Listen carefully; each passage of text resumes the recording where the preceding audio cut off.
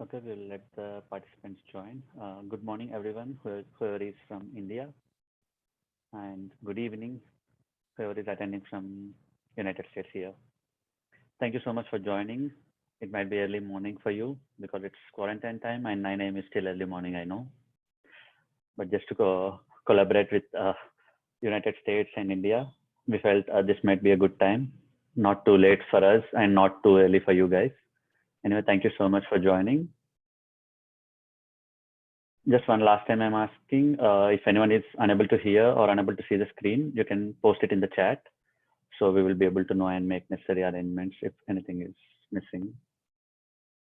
Also, if you can see, you can also post yes.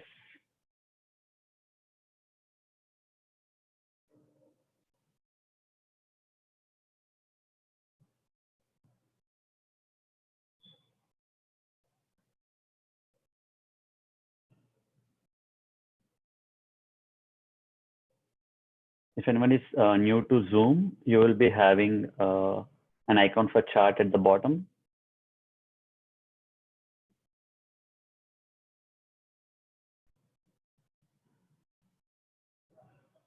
Also, you have the options in the chat to click yes and no. You can also use that rather than typing in the chat box. So we would be able to know. So can everyone in the meeting press yes if you are able to hear and see the screen?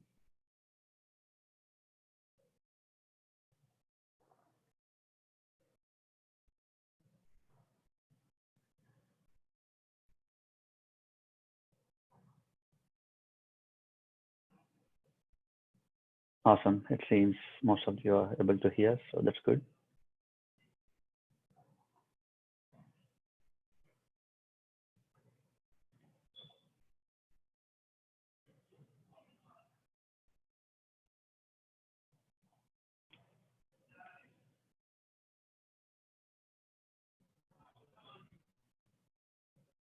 Okay.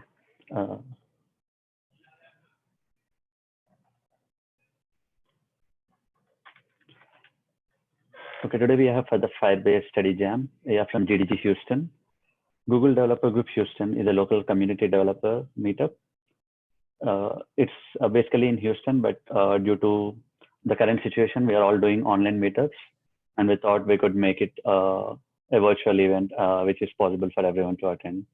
And thank you so much for CBIT Developer Student Club for making sure your group members can attend this, and also for the TKRC College students for joining this. Hopefully, you can make some new friends by the end of this session. Today's agenda would be, we would be doing the introduction first, then we'll be having a 5-minute break, either for a social media post or if you want to eat or drink anything, you can do that. Then we'll be back to the call at 9:35. Then we would do the hands-on code lab, for which you can use your laptop or Chromebook or tab or anything. Because these are web-based, it works on anything. We don't need to install anything, so everyone can hopefully finish the lab by the end. In the chat, we have Kaushik, who would be taking on the code labs, and he would be moderating when I speak. So if you have any questions, you can post it in the chat, and he would be able to answer.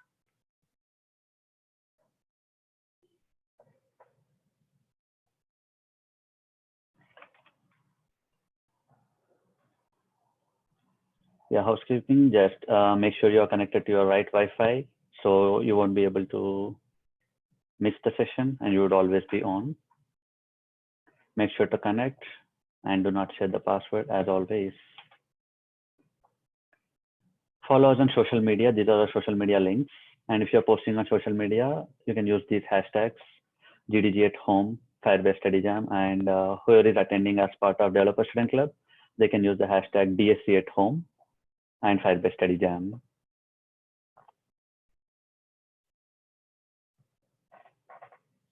Disclaimer, like the meeting is being recorded. So by attending the meeting, you are giving consent to be recorded. We do have a Slack workspace. if anyone is on Slack or not yet, this Slack link will be posted in the chat. You can join on Slack and join the channel Firebase Study Jam. So you could connect with all the learners that are learning Firebase and who are new and help each other. Kaushik, you can post the link for Slack on the chat box so everyone can join. Yeah.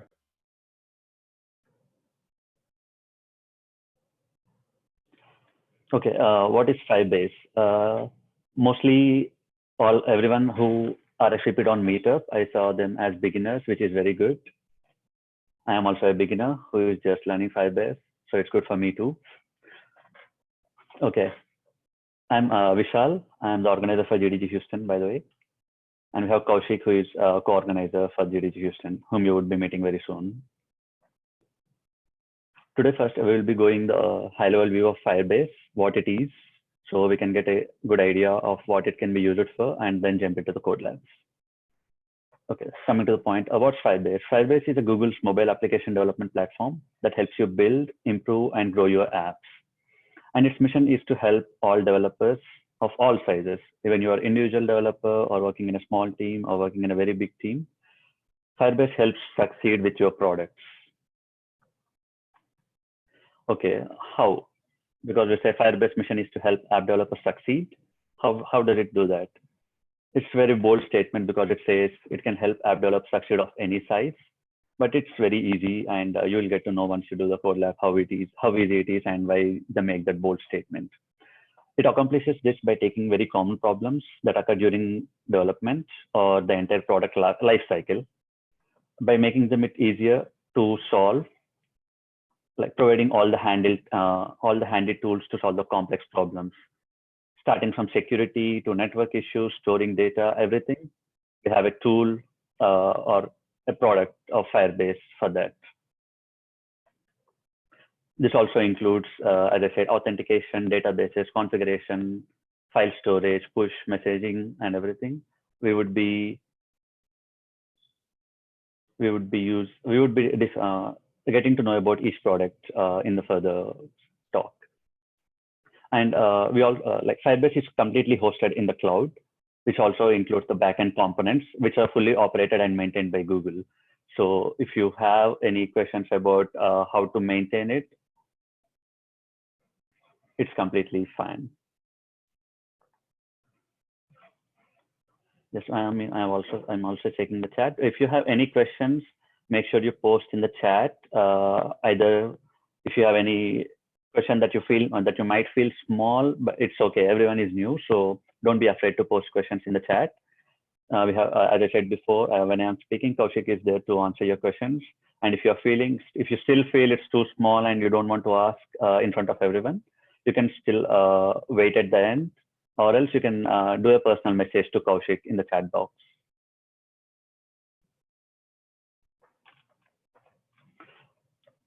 Okay, coming to the Firebase development, how is it different from the traditional app development and in Firebase?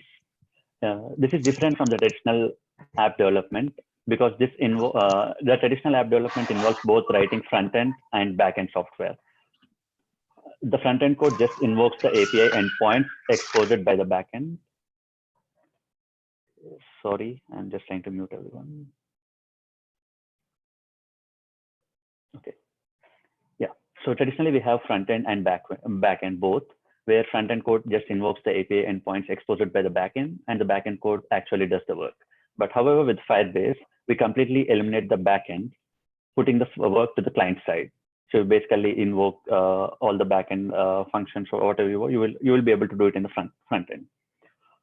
By seeing this, if you already started working, or if anyone is a backend developer, or if you're interested in backend developer, you might think, oh, so my jobs won't be there. But no, that's not true. Backend developers' jobs are also completely there. Even though we all work, it's completely client-based. We do have some code or some products of Firebase where backend work is needed. So don't worry about that.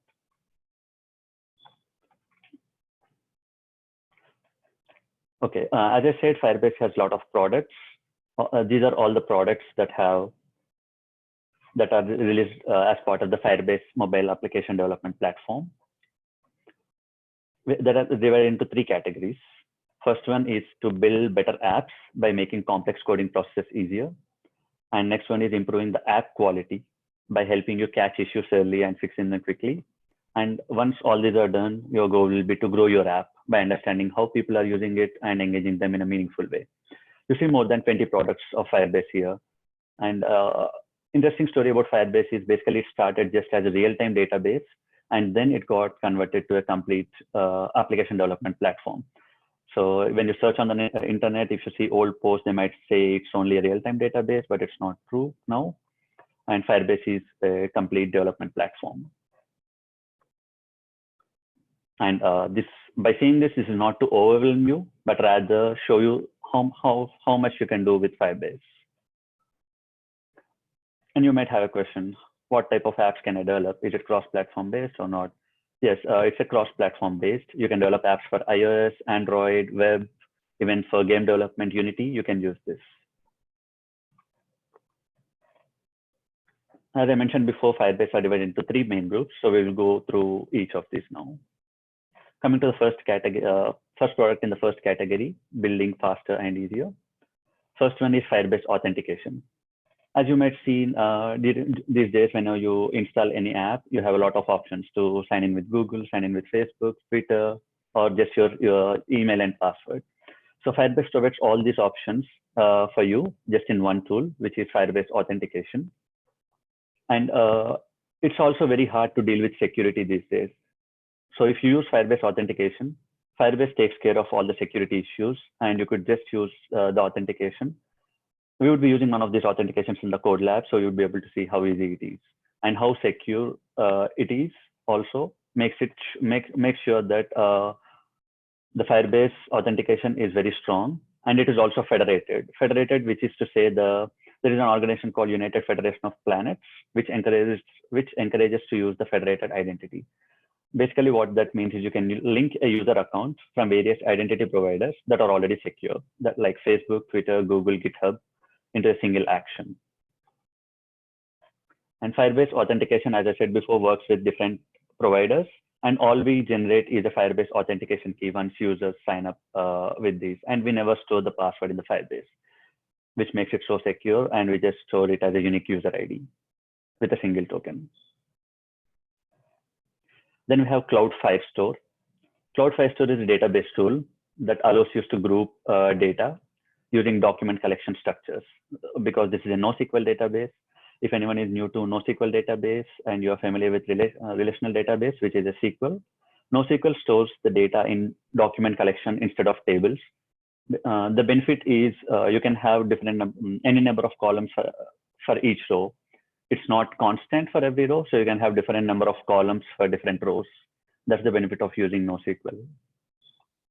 Most of the apps these days use NoSQL too because of this flexibility. And data is hosted and synchronized between the users and devices at a global scale because it's cloud-based, which also supports basic queries in addition to direct data access. And the main goal of Cloud Store is to provide your backend data storage solution without you having to go through the tedious process of setting up your own database server, authentication schema, and if you're using APIs, REST endpoints, everything else. So all these are done automatically using Cloud Firestore. So once you decide to use the Cloud Firestore product in your app, all you need to do is just create a authentication schema and then use it in your code. You can directly create the new tables and store the data. Also, once your app becomes more popular, you need not worry about extending the size because it's cloud-based. It's completely real-time. So it keeps on expanding based on your user database. And it's technically a Google Cloud product and not a Firebase product, but you might think why it is listed as Cloud Firestore in Firebase, because Firebase also adds SDKs to use in your mobile app, which makes your data access directly possible. Even though it's a Google Cloud product, you need not think it as a middleware component. Yeah, we have Cloud Firestore, which is great. Then we also have the Firebase real-time database. So for your first question might be why two types of databases are there. The Firebase real-time databases uses the simple JSON tree structure to store and access data, which is more lightweight than the Cloud Firestore.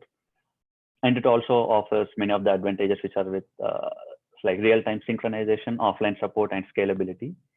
How offline support works is whenever the user is not connected to the internet, it stores the data locally, and as soon as it is connected to the internet, it synchronizes and updates the data. And in a single application, you can use both Cloud Store as well as Firetime real-time database too. And if anyone is new to the term real-time, what real-time means is whenever you set up the app, it actively listens for the data in the app that you want to use, and the listener gets invoked with the data repeatedly. Every time a change is observed. So if a user types something and saved, so that's a change. So, and when a user clicks a button, that's a change. So all these changes, it actively listens for all these changes, and without refreshing the app, it updates the data. So users have this feature to directly get the latest data all the time. Then we have cloud storage.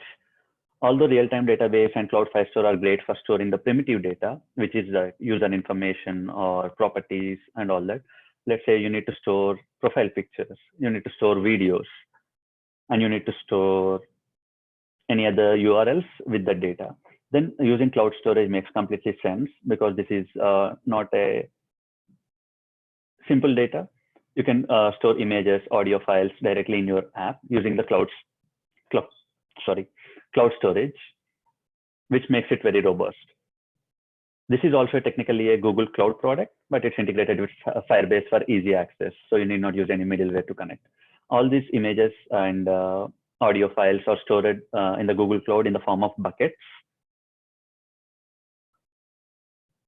Examples also include like using it for profile pictures, and also for the, let's say if you want to develop a streaming app, you can use it for storing the videos. And if you have a question of how much storage can cloud storage save, you can store up to exabytes of data. And 1 exabyte of data is, if you create a mental model of how many people are there on the planet, so you can store 1,000 high quality pictures of every person using 1 exabyte of data. So cloud storage is has such expandable capabilities that you can store that much data. If anyone is similar to AWS, then it's similar to AWS S3.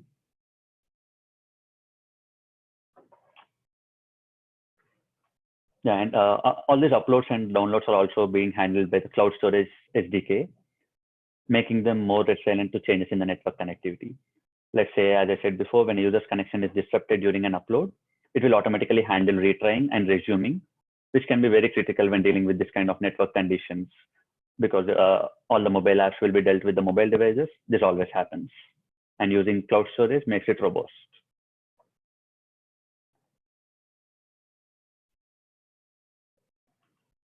Yeah, the example that's shown here, even when the user is not connected to the internet, it still synchronizes.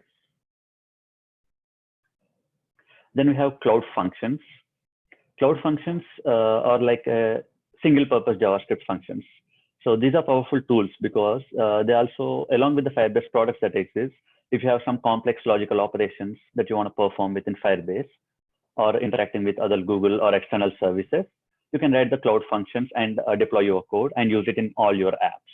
So cloud functions serve this purpose of handling all the complex operations, and they run on the Google serverless infrastructure. These two also automatically respond to the events coming from other Firebase products because it's serverless. And when people say serverless, they don't suggest a lack of server. With a serverless backend architecture, there are still servers in play. You just don't have to know much about them because you're not provisioning or maintaining them. That is why we call them as serverless.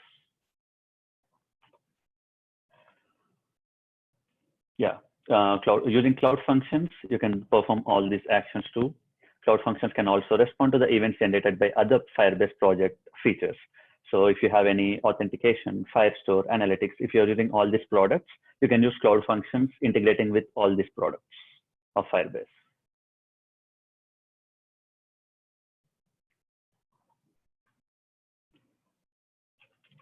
Also, they can also respond to the HTTP request if you want to call a particular function directly in your code without using any app. And as I said before, the backend developers still have the job. This is where backend developers do the code. So Cloud Functions is one product of the entire Firebase suite that actually has you writing some backend code. If you're interested in backend code, this is the product of Firebase that you should be looking at.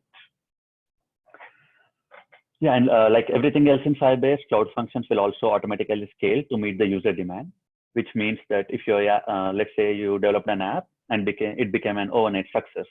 For example, we have Sampunesh Babu, who became an overnight success using social media, right? So if you have some app that that got created as social media success or overnight, if you have used the traditional services of your own database, it might be very difficult to support the users on the next day because you don't be having the time basically.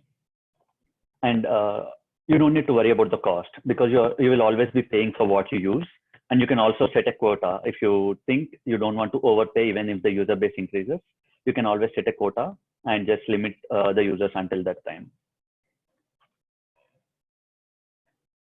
Also, like we have Firebase Cloud Functions, which are very powerful, but you might also need a solution to a common problem.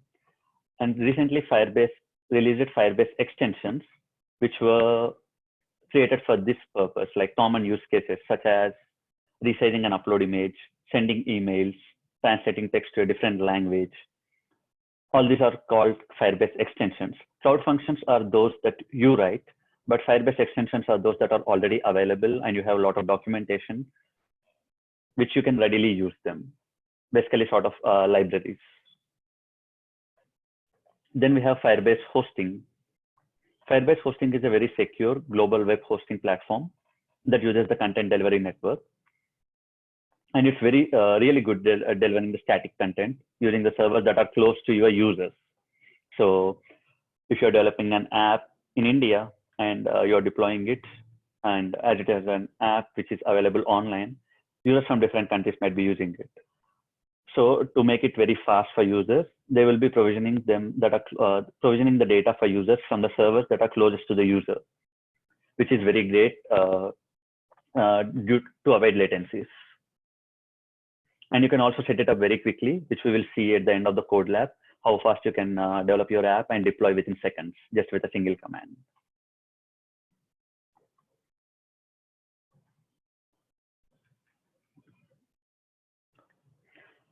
Okay, how many of you have heard machine learning or planning to use machine learning? I always get excited about machine learning because sometimes I like what YouTube suggests me based on my search history without having me search something. Many people have been using this machine learning these days. Whenever we listen to songs, if we listen to some melodious songs, it always suggests and plays those songs, making it easy for us. Just playing a couple of songs, all the songs will be mostly likable by us. So machine learning is a great tool and great kit for Firebase, with which you can have the ability to recognize things that your device captures, such as text, faces, and even landmarks. And it makes it very great because this works on even mobile device now, which has very limited computing power. And you might think how it works. Because Firebase ML Kit already have the trained models, which you can directly use. Or if you're familiar with machine learning and you want to build your own model and deploy it, you can still do that using the Firebase SDK. These are some of the examples where you can use machine learning. So you can use it for recognizing the barcodes or converting barcodes into text. And also, let's say a HR department want to do a background check. You can use the face detection and ML for sentiment analysis too. Even for auto insurance companies where they want to check if where the damage has happened and to assess the damage of a vehicle. Even when I used here, they have the feature where we can just upload the pictures and it automatically recognizes where the damage could be. And these tools even become more powerful when combined with an additional logic, such as augmenting faces or triggering actions for a specific barcode. So like custom logic is where you can, let's say the barcode is detected correctly, what action do you want to do next, which becomes very useful when you're developing the apps. And with these actions, your users will definitely grow exponentially. So now that you're familiar, right, with Firebase is basically backend as a service. If you are familiar with platform as a service, infrastructure as a service, or software as a service, you can call Firebase likely as backend as a service.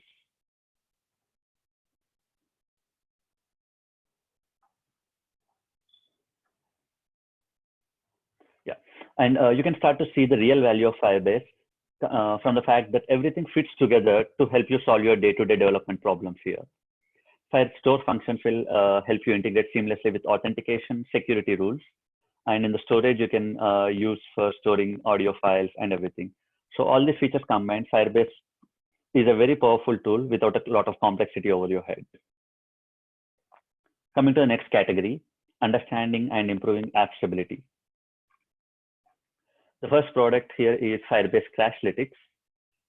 I say it is the best crash reporting tool in the world because you don't even need to bother about the stuff like to type stuff about it, like how to handle the error and everything, because you can just use the Firebase Crashlytics product directly. It's also integrated with analytics, which makes you measure how crashes are affecting the way the users use your app. And app crashes are even funny. You might understand if you're using any app and it crashes frequently and you don't know, and let's say the developer doesn't catch why, they are losing the users because users might uninstall the app and the developer doesn't even know that. So Crashlytics is a great product where you know even if users are uninstalling the app or if they are having any issues with the crashes. Everything is logged directly, just you need to use the Crashlytics product for that. Then we have Firebase Performance, which is another product of Firebase Suite. And why do we have Firebase Performance? Because not every error in your app will be a crash or failure, right? Sometimes it will be just slow due to the device or network or location issues. And Firebase Performance will catch these. It also logs all of these delays whenever they're having the start or network latencies. I faced start latency many times. Whenever I open the app, it takes very long to load few times and it's very fast sometimes.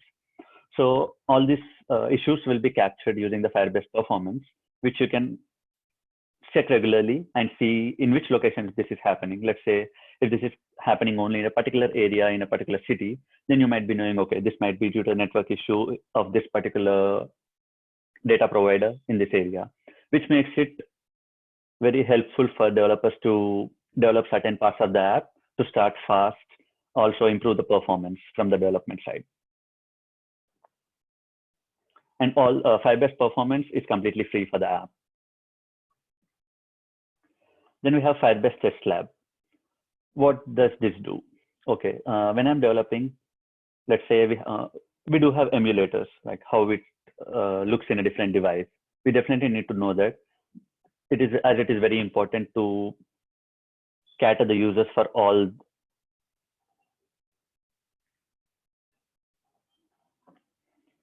Sorry for the delay.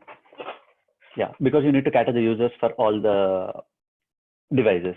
So Test Lab makes it easy and affordable to test your app with variety of devices. You need not actually buy the devices. You can just use this product to test it in all the operating systems and all the types of devices, which makes it very easy to develop your app fast and make it available in the market for all the devices.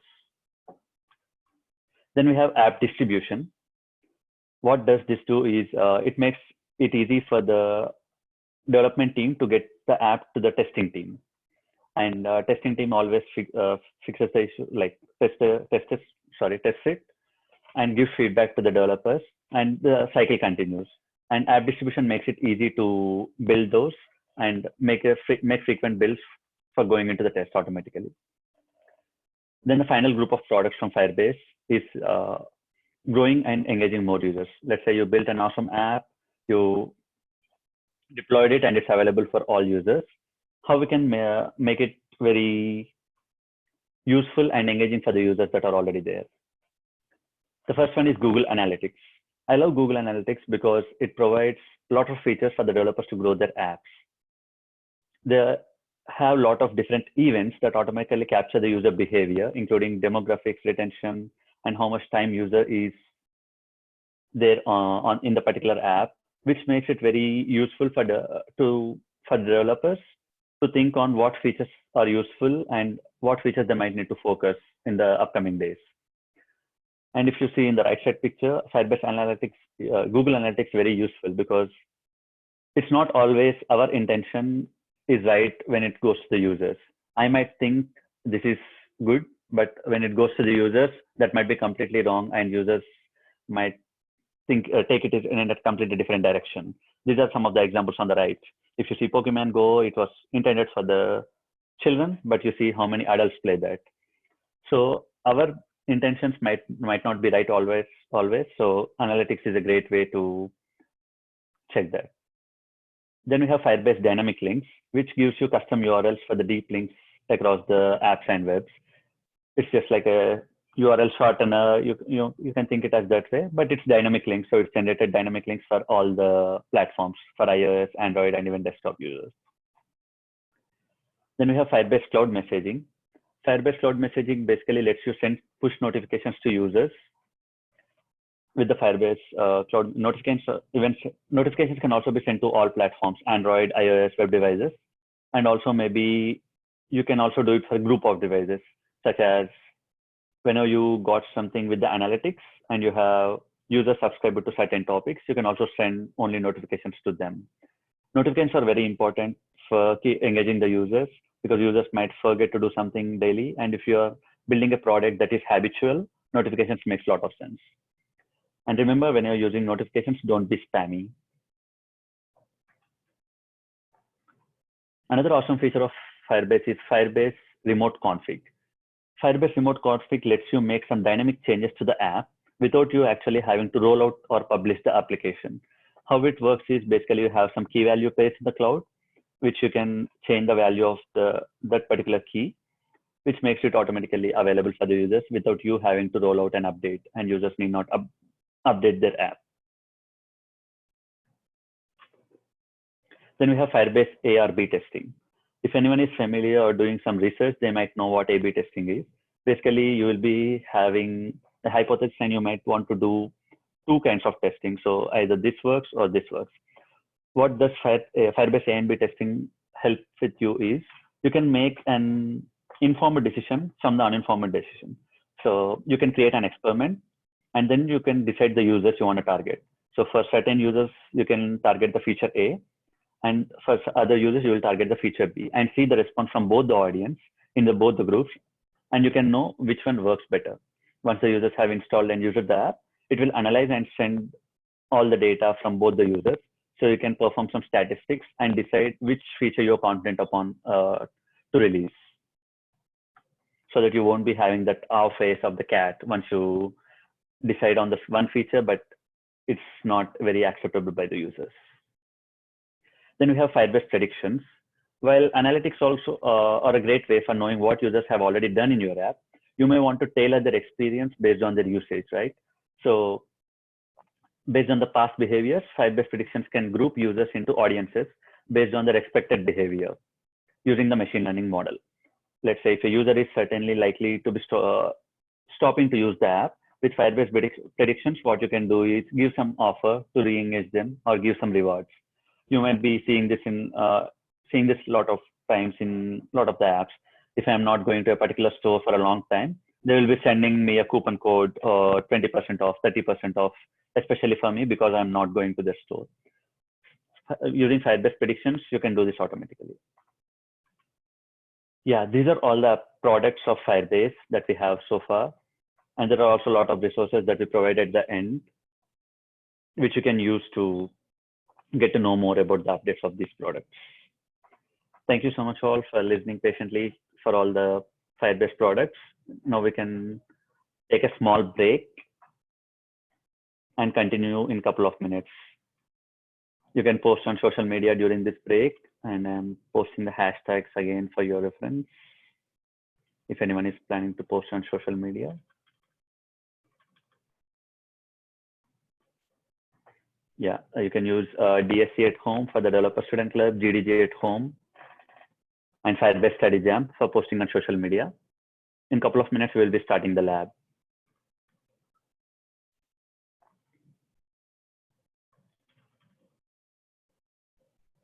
Yeah, if anyone is on Twitter, you can follow me on Twitter. That's my ID.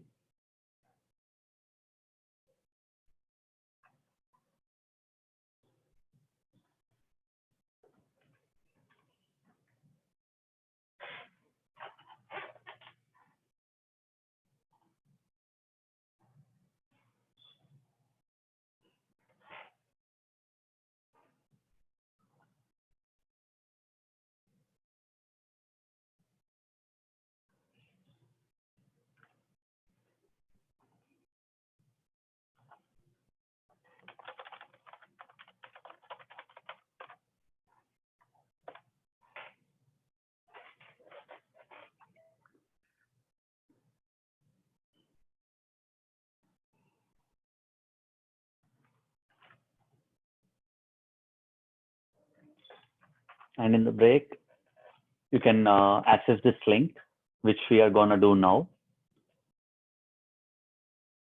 The link is posted in the chat. We will be using Google Dev Platform.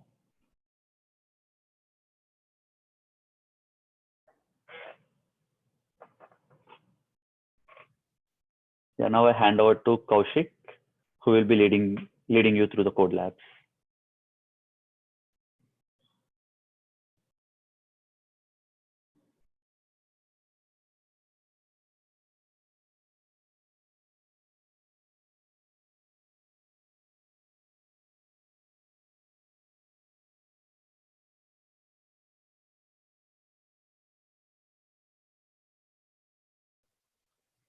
All right. So if everybody is ready, then let's get started with the code labs.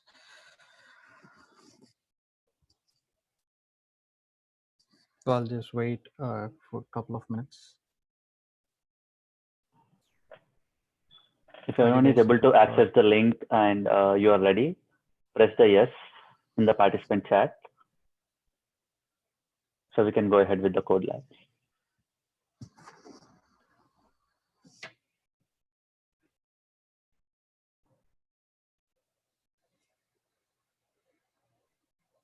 And whenever Kaushik is going through code labs, if anyone has any questions, please feel free to post in the chat. Or if you feel it's a silly question and you don't want to ask, don't be afraid to post it privately to me. But no question is a simple question that I say. Every time we say that, no question is small, so you can always post it in everyone so everyone can learn about it. There might be some other person like you who doesn't want to ask, so you might be helping that person to getting the answer to that question.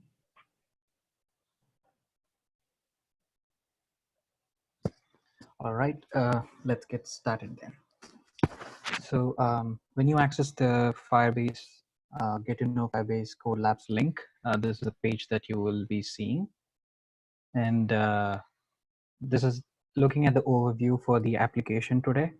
We will be building the view that you're seeing right on the page now.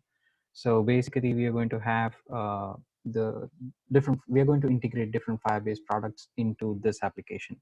So one being the authentication product that Firebase offers to us, and the other one is Firebase UI, and the other one will be Firebase Cloud Store. Sorry, Firestore.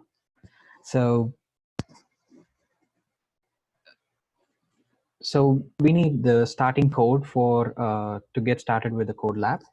So this will be done on Stackblitz. So if you move on to the second step, you should be able to see a link. Go to this URL, an instruction which says go to that link, and when you click on it, it should take you to the Stackblitz page. And I see that there is a little lag in between what I show and what I'm saying. So just let me know in the chat channel so that I can, probably sync my words to the one that I'm showing. Yes, you can sign in using your GitHub account so that the code that you write will be saved and you can retrieve it whenever you want to do it later on. So, and then you need to click fork that you're seeing on the top middle section. So when you fork the code, you would be getting a copy of that code to your GitHub, or if you do not sign in, you'd be seeing @anonymous on the top left corner. So sign in is not mandatory, but if you sign in, you'll be able to host it and using Firebase hosting. So that's the only reason you see me signing into that one. Yeah, it's completely optional. Yes. So once you use this link, stackblitz.com, you would be getting this sample code. And once you guys get this code, then we can go ahead with the next step in the code labs.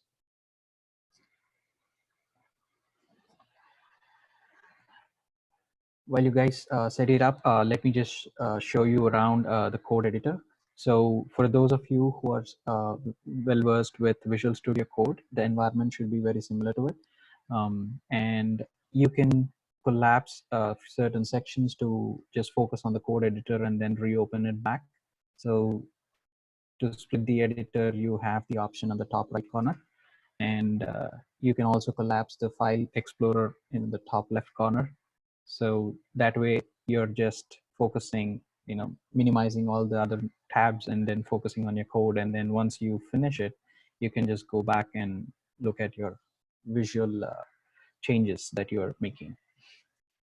So let's go to the next step.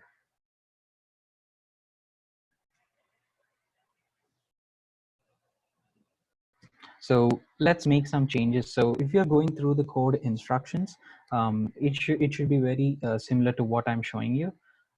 So you can make some changes in the HTML page, and you should be able to see them being rendered automatically in the UI. So click on the project icon, and then you would be seeing different the hierarchy of the files that we have. So the ones that we are going to deal with today are just index.html and index.js files. So click on index.html, and let me close this for a while, and let's change this. Looks like it's made 3 in India, right? Okay. Just made some changes, and let's open the visual editor and see that these changes are being rendered immediately, right? So StackBlitz enables you to look at the changes that you make instantly, so that whatever changes you make, you should be able to see that instantly, and you just move back and forth between these two. So that's the third instruction in the code labs, where it just asks you to make some changes and make some tweaks in the HTML page, and to see those changes show up here, right? So, and this is the preview that you will be seeing. And in case if you're wondering if you could view this in the other window, you can click in the top right corner. There is open a new window, and you can click on that to open the website in the new page. So going back, if we move on to the next step, so this is where the actual code lab starts. So make sure you follow the steps so that you don't miss anything and then lag behind. Even though you do, don't worry, because you can always access these code labs later on, and you can do at your own pace. And the instructions are very clear for everybody to follow, so it should be absolutely fine. So the next step that we are going to see is we have the code for our website ready, and now we need to link this to Firebase. So when we want to do that, we need to create a Firebase project. So to create the Firebase project, we will need to go to Firebase console. So let me just post that URL for you in the chat channel.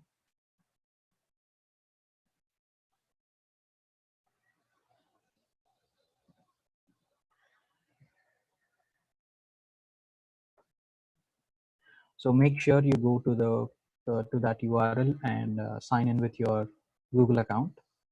And once you do that, I'll be giving you just a minute so that you guys log in, and we'll just see how to create a project and move on from there.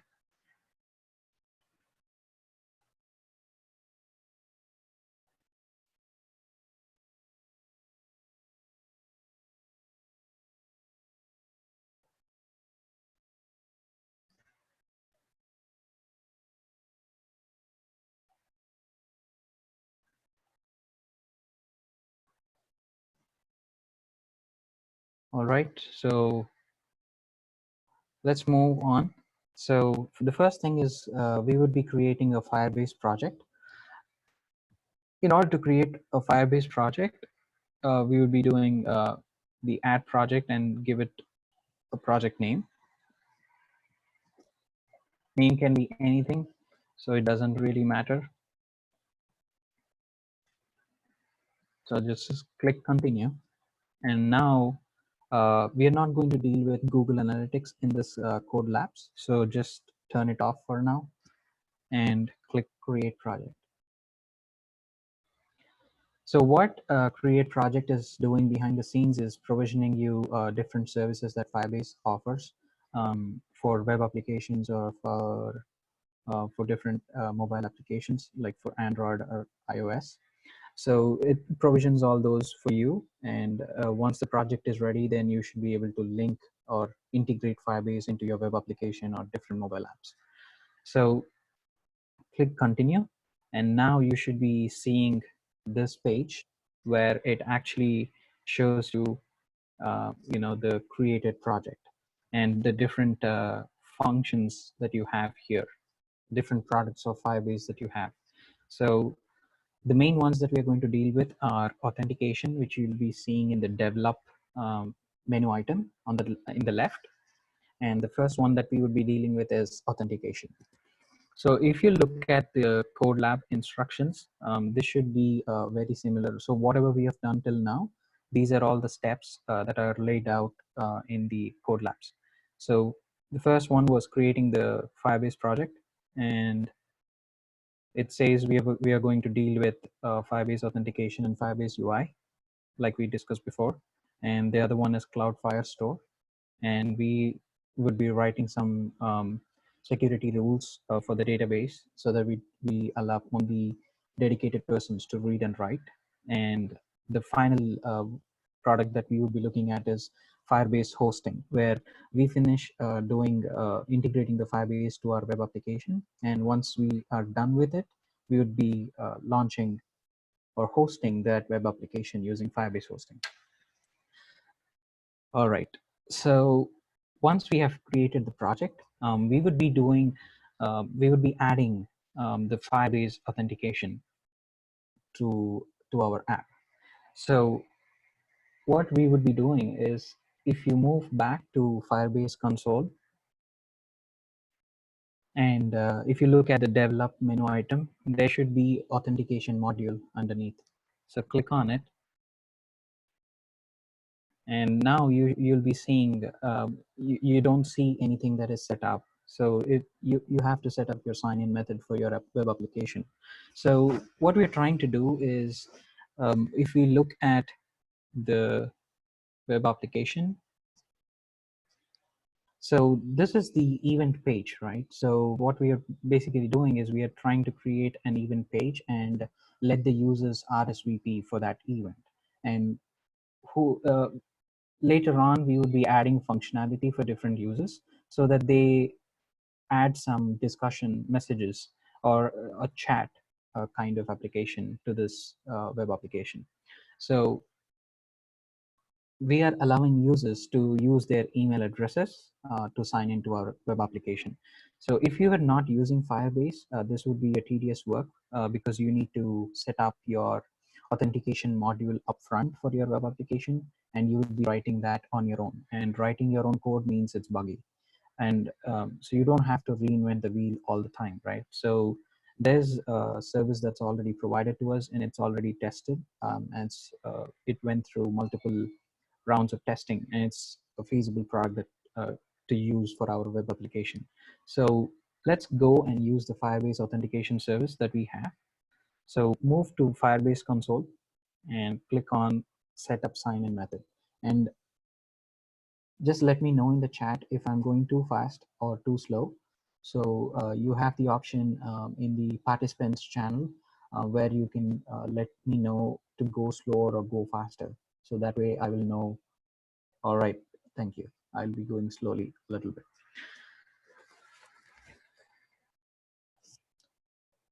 So let's set up the sign-in method. So click on the setup sign-in method, and you would be seeing different sign-in providers that are available.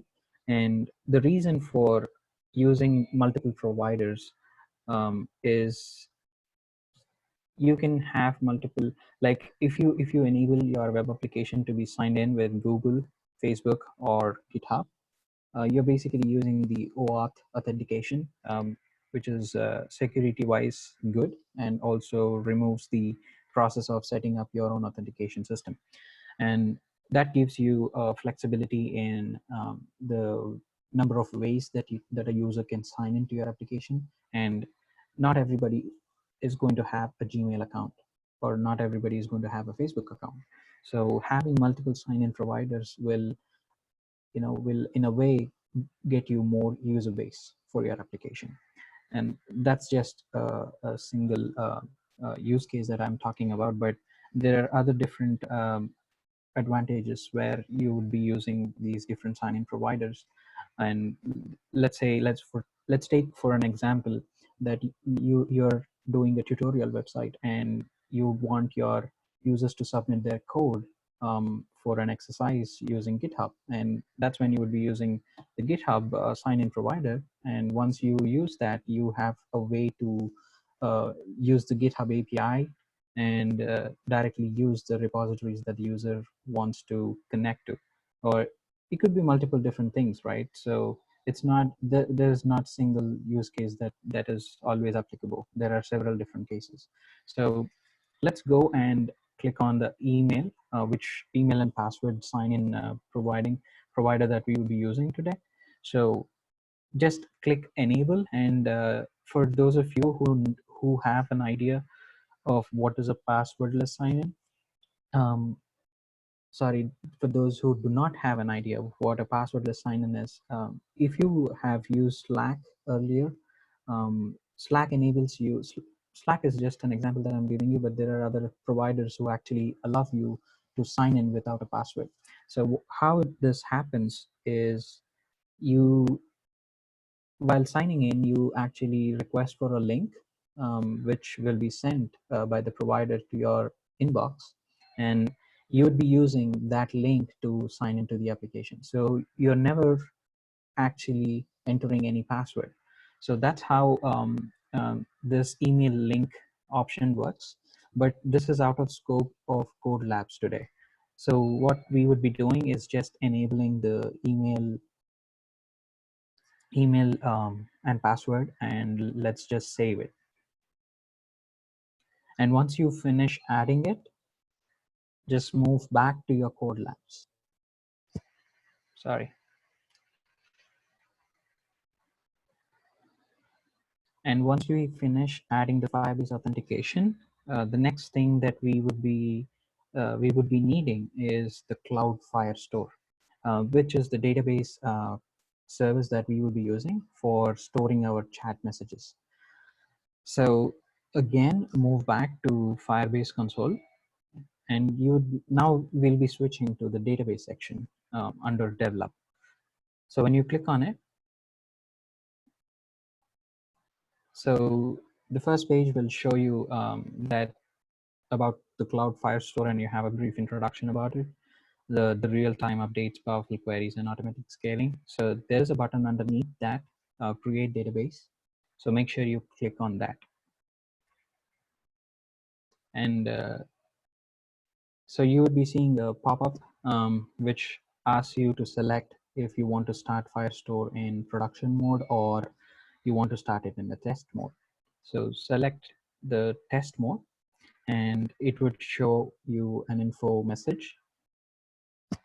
So it says anyone with your database reference will be able to read or write to use your database for 30 days. So why would we want to use the test mode and not the production mode is because we are still in the development process and we have not fully developed the application. And production mode, it's private by default, and those who have explicit rules to read and write will be able to read and write to the database. But in the test mode, anybody can do it. So we will be doing the test mode for now, and for this code lab. And once you select that, just click next. So the next section, the next step in the create database section is selecting the region. So you can select multiple regions, but selecting the region should not affect the steps that we're doing in the code lab. So after selecting, the default location is US Central. For me, for those of you who are in India, I'm not sure what your default location would be selected to.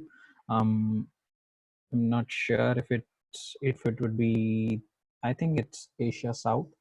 So for me, it's US Central, so I'll be sticking to that, and then I'm going to click done. Just go with, all right. Okay, so just click done after this step. And now your cloud Firestore provision service is being provisioned for your project.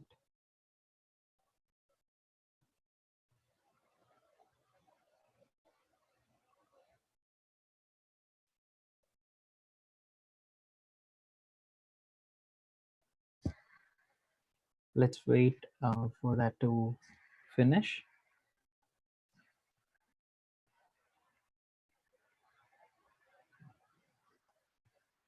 All right, so once that's done, you should be able to see this page where you do not have the data yet. And these are different tabs that you'll be seeing. There are certain database rules that you can write. So this is the section we are going to mess in the coming sections in the code lab. And these are some usage analytics that you'll be seeing for your database and how your database is being used over time, right? So, and then these are indexes that you could use to query your database. So now that we have provisioned the authentication and the cloud Firestore, we can move on to the next step. And the steps that I've showed you should follow the same thing that's there in the code labs. So I'm pretty much done with the fourth step. So if anybody is still lagging behind, or if you have any questions before we go into the actual code, we can answer you some questions, and then we can all get started with step 5.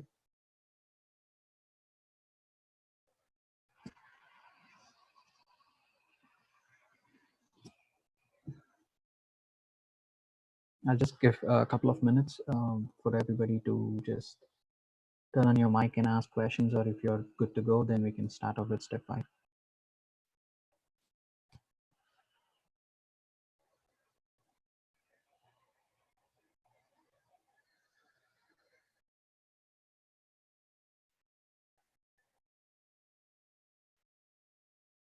Yes, I agree with Akshay Kumar. So you need to be aware of what data you store, and the regulations that are in place. And I think Firebase also gives you the policies upfront before you provision some services. So make sure you read those and be also be aware of what you're trying to do with the data.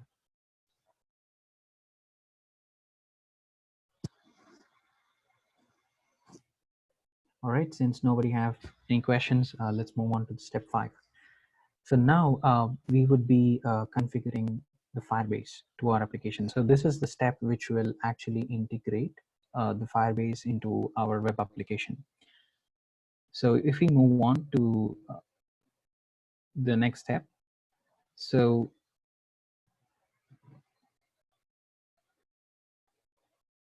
this is the step that you would be doing. So you add a Firebase web app to the project. So before we go and dive into the code, we need to do a couple of more steps. And so this one, so what we're trying to do here is we have created a project now, and then we have enabled the authentication module and also the Cloudflare store.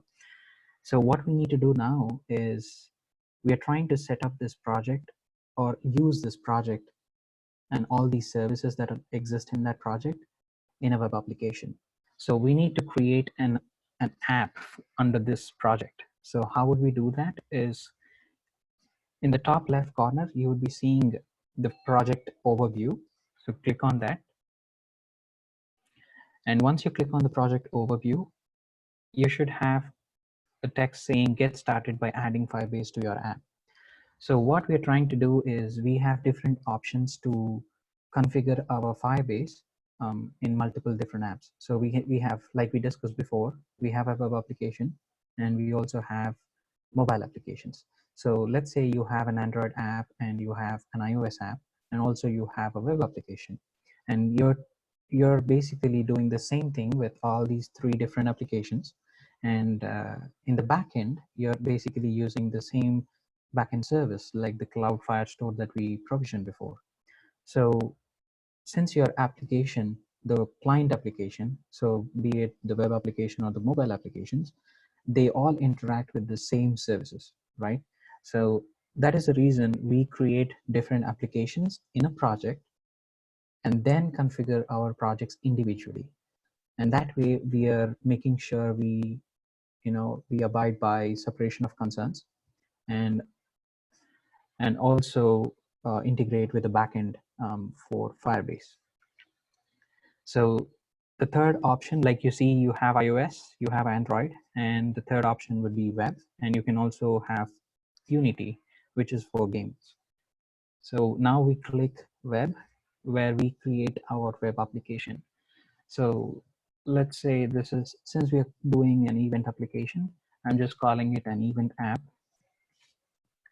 And now do not click on also set up Firebase hosting, as we would not be doing that from here. We will be doing that as a last step after we finish the code labs as a part of the stack blitz. So once you finish entering the app name, just click register app,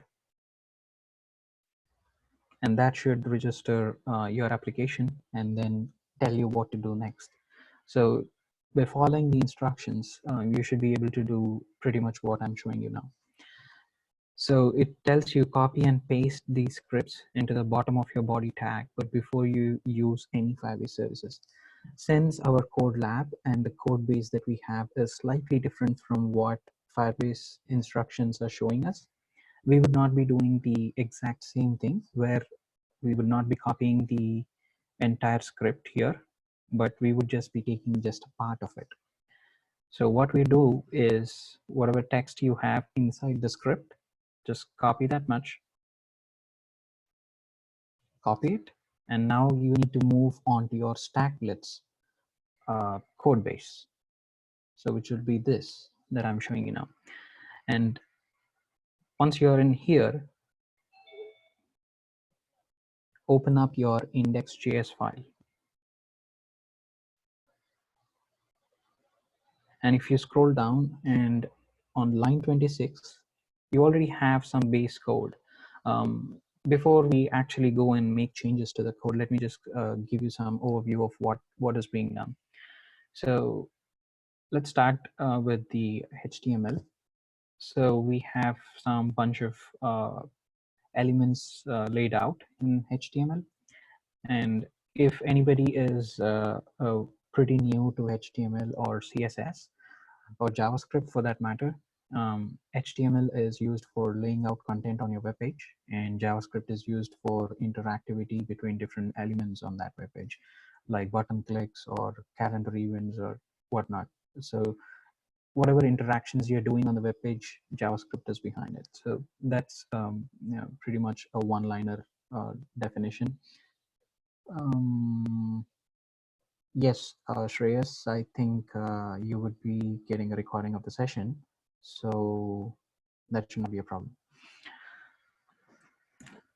So next, what we're actually, let me just explain you different sections that we are going to deal with today in on this web application. So I'm going to highlight pieces of code in the file. So the first section is given an ID called event details container, which would be this that I'm showing you on the right hand side, May 3 India. These are the event details. So this is one section, and you're seeing Firebase meetup and May 3rd and India. So this section, you should be able to pretty much look at the code and align your visual appearances to the code. And the next one is Firebase UI auth container. So this is where we would be using the authentication, and that's where you would be seeing those changes while we go through the code labs. And finally, you have a description container, which is what you're describing what your app is going to do. And at the end, you have the guestbook container. And this is a section where we would be displaying our chat system, where users can enter different messages for the other users to see. And so that is the last section. So pretty much you should be able to understand what we are going to deal with in this code labs. So we're going to deal with this section first, where the event details is given, and which we changed already in the start. We changed the date and the place where this is being held. And the next one is the authentication that we're going to do. And after that is where the chat section, the database interaction with the chat messages, the storing and retrieving of the chat messages is what we're going to look at. So first, let us now go to index.js, and there is already a code that is given to you. So if we go through the code that's already present here, we should be able to see that there are certain import statements already included for you from Firebase. So these are basically the Firebase products that we would be using in this application. So this is the core Firebase SDK, where we would be importing everything from that Firebase. And so the next one will be the individual products that we want to use. So this could be, it could be multiple products. So if you're using MLKit or Cloud Functions from Firebase, you would be importing those separately. Since we are doing only the authentication, Firebase UI, and the Firestore, we would be only importing these three statements here. And next, we need some way to interact with the elements in HTML in JavaScript, right? So what we do is we first get the references of all those elements that where where the functionality lies, like the button clicks and the different form sections or the text boxes that we type some data in, and so on. So what this piece of code that you have right now is, it's basically grabbing all the references from HTML. So you have a form, you have an input, you have a guestbook. Guestbook is nothing but where we would see different chat messages from different users. And we have, later on you would be seeing a RSVP yes or no button. So these are references to that yes and no. And this is a listener where when we click on a button, we would be binding an event listener to that button. And so these are basically those listener references that we would be having. And if we scroll down, and now we arrive at line 26, which says add Firebase project configuration. So this is the place where we would be replacing line 27 with what we copied from our Firebase console. So this Firebase configuration is nothing but a JSON object. And for those who are not familiar with what is JSON, JSON is an object notation where every value inside it is a key value pair. So if you look at the first item, every item is a key value pair, right? So the first component is going to be a key, and the next one is a value. So if you know dictionaries in programming language, this is very similar to it. So basically your Firebase configuration has different properties in it, which is nothing but the API key, the authentication domain, the database URL, and the storage bucket, and all sorts of needed information that we need for this application. And how is Firebase giving that to us is, if you follow through well in the starting, we have configured or provisioned certain services for our application, like the authentication and the Firestore.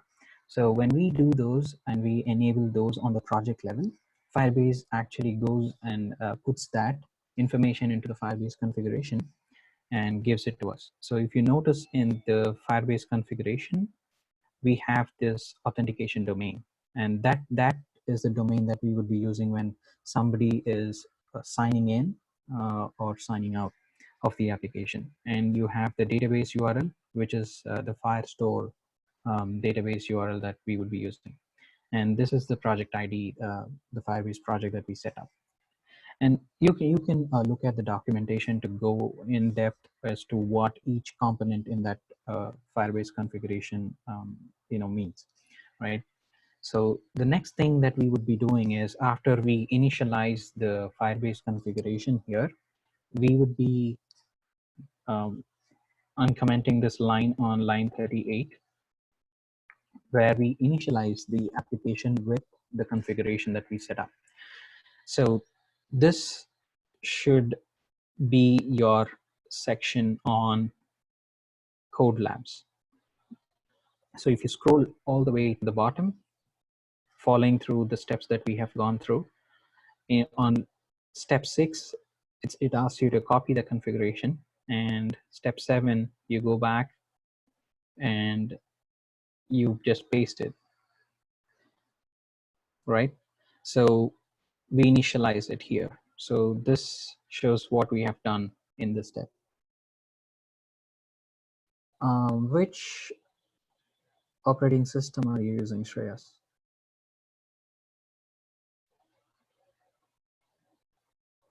Using Windows? Okay. So if you click on your code editor, and let me just check. I'm using a Mac. So for me, Command C, Command V works. So just try Control C, Control V. If not, you could just highlight the code, or right click and do copy paste. Kaushik, he probably missed the configuration part. Can you show how to find it again in the Firebase console if someone is copying it? Okay.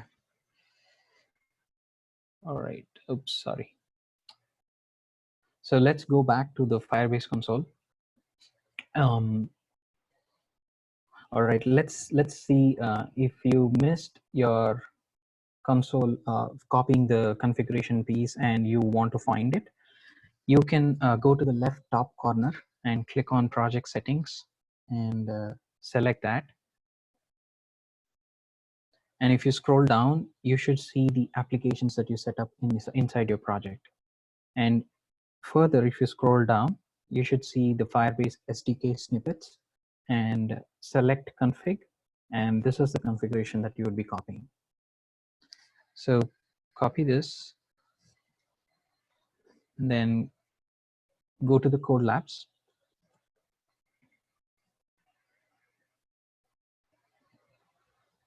And on line 26 is where we pasted that. This is the section that we copied.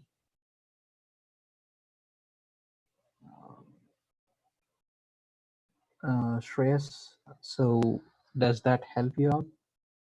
Or do you have any other questions? All right, let's move on to the next one then. So once we do that, our step 5 is complete. And if anybody is not following, or if you have any questions, we can wind this step up and then move on to the next one. I'll just wait for a minute and then move on to the next one.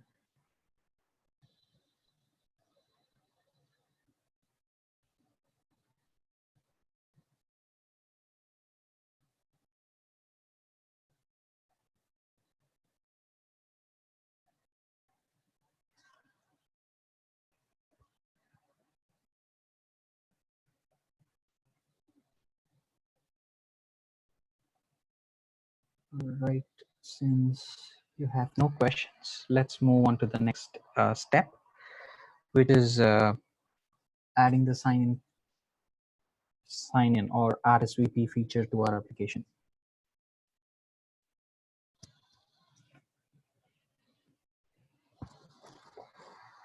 All right, so next we will be using the authentication feature in our application. And if you follow the instructions, it's going to tell you to copy this line of code where we are basically initializing the authentication UI. So wherever you see these UI components or the methods, that would be the Firebase UI module components that we will be using.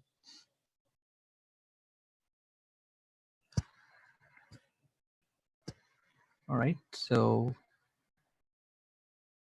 you have to, so if you look at the instructions, it'll ask you to go to index.html, and for an RSVP button inside the event details container, you have to copy the code that you have here.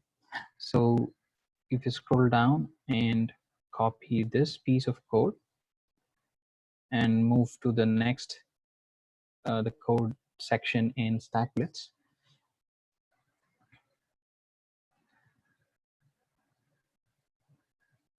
This is the section where you would be pasting your copied code that you have here. So identify the section with ID event details container and just take this, and in just a bit I'll be telling you what this piece of code is doing. So we just paste that here. Oops, sorry. I would just be copying the startup button, sorry.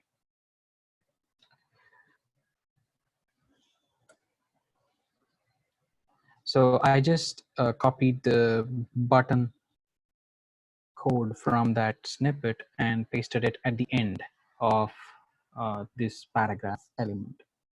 So we are just creating a button with RSVP, and right now it doesn't have any functionality when you click on it. And next is where we would be adding the event listener for that button. So if you scroll down, it shows you the app preview, what your output should look like. So we should be able to see the RSVP button, which is what we are seeing right now. So the next step would be to add the event listener, like I said. So just copy this piece of code and go to the index.js file. And at the bottom, we would be first uncomment the authentication piece here, which is on line 56. It says you're basically initializing the Firebase UI, the auth and the authentication UI, and it initializes with the Firebase authentication. So which is this line, the initial piece of code that we did. So you're basically initializing the Firebase UI widget using the Firebase. So right now what we do is paste this event listener, and now we'll see how it's all connected. So in index.html, we have this button and we have an ID. We gave it an ID called start RSVP. And in the index.js, if we go further up to the file, we would be seeing the start RSVP button is the variable that we are using here in JavaScript. And we are trying to get that element using the ID which we used in HTML. So if we look at the bottom of the file where we are doing the listener, it's the same variable that we are trying to use and do the add event listener JavaScript function and tell it which event we are doing, that is click event. And we give it a callback function, which is basically an arrow function in ES6 JavaScript. So it's basically saying you're not taking in any parameters and just execute this piece of code.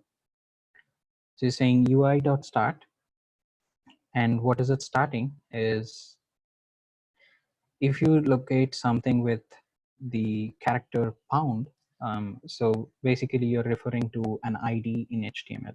So let's look at what this ID is in HTML.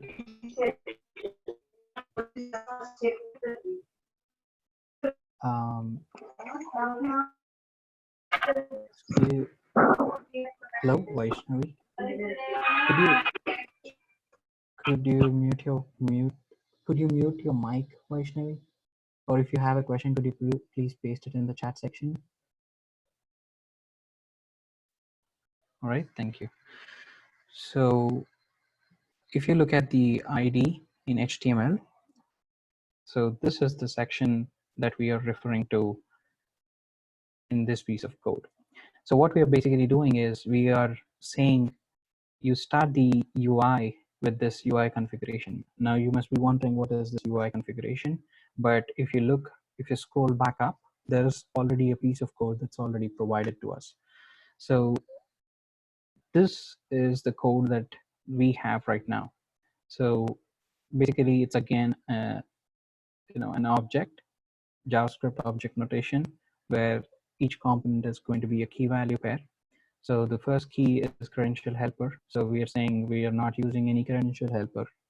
And the second one is sign-in options. We have the email or password providers. So this is where if you have multiple sign-in providers, you would be providing those configurations here. So right now we have Firebase authentication, which has email authentication provider, and you have the provider ID for that. And then you have the callbacks, where once a user signs into the application, this is the callback function that would be invoked.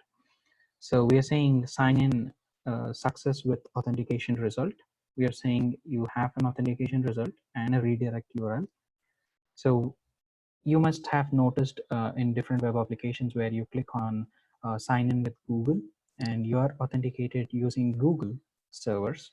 And once Google finishes authenticating you, you would have a callback function which is invoked with a similar kind of function here, like the authentication result and a redirect URL. So once your authentication is done and you would be provided, the caller is provided with the authentication result and the redirect URL, which would probably take you to a different page after you sign in. So this is basically the same thing that's happening. So in this event, we are saying we are doing a click event and we are starting the Firebase auth container, and then we're passing in the UI configuration to it. So once that's done, if you click on the RSVP button, now you should be able to see certain piece of code which we did not write at all, which is already provided by Firebase UI to us. So basically this section of code is provided to us by Firebase UI. So we would be entering certain email and we would be clicking next. And so let's do some email here. So since we did not have any validation checks, you could enter any random email. So any email would work here. So Now what happened is, since this email address does not exist with us, Firebase UI figures that out and asks us to enter the first and last name for this one. So basically, this would be the sign up process.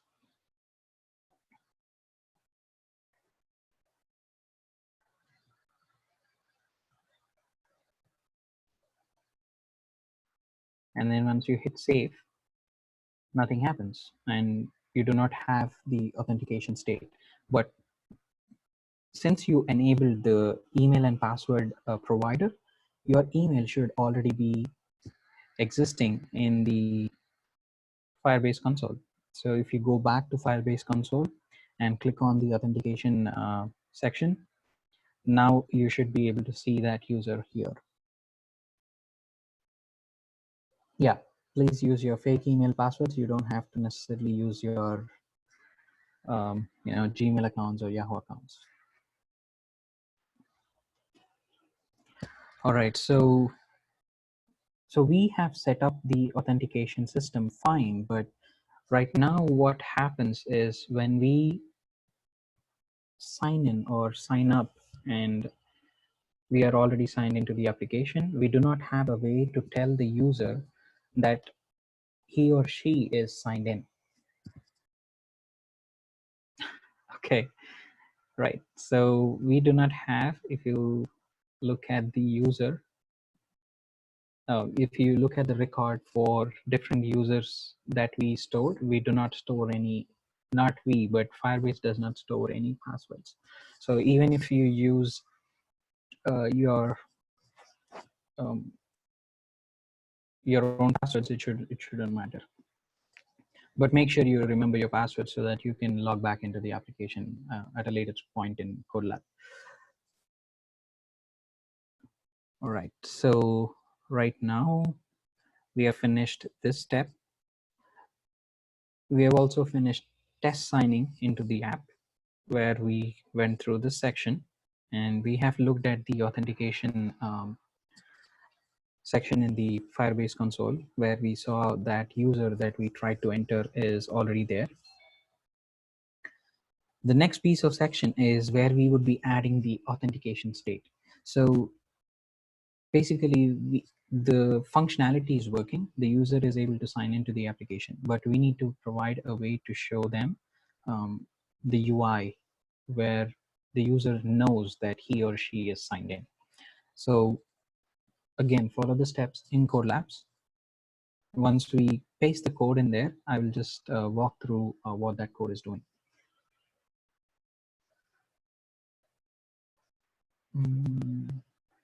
All right, I'm just looking at constantly looking at the chat section, so please don't mind the delay. So copy the piece of code.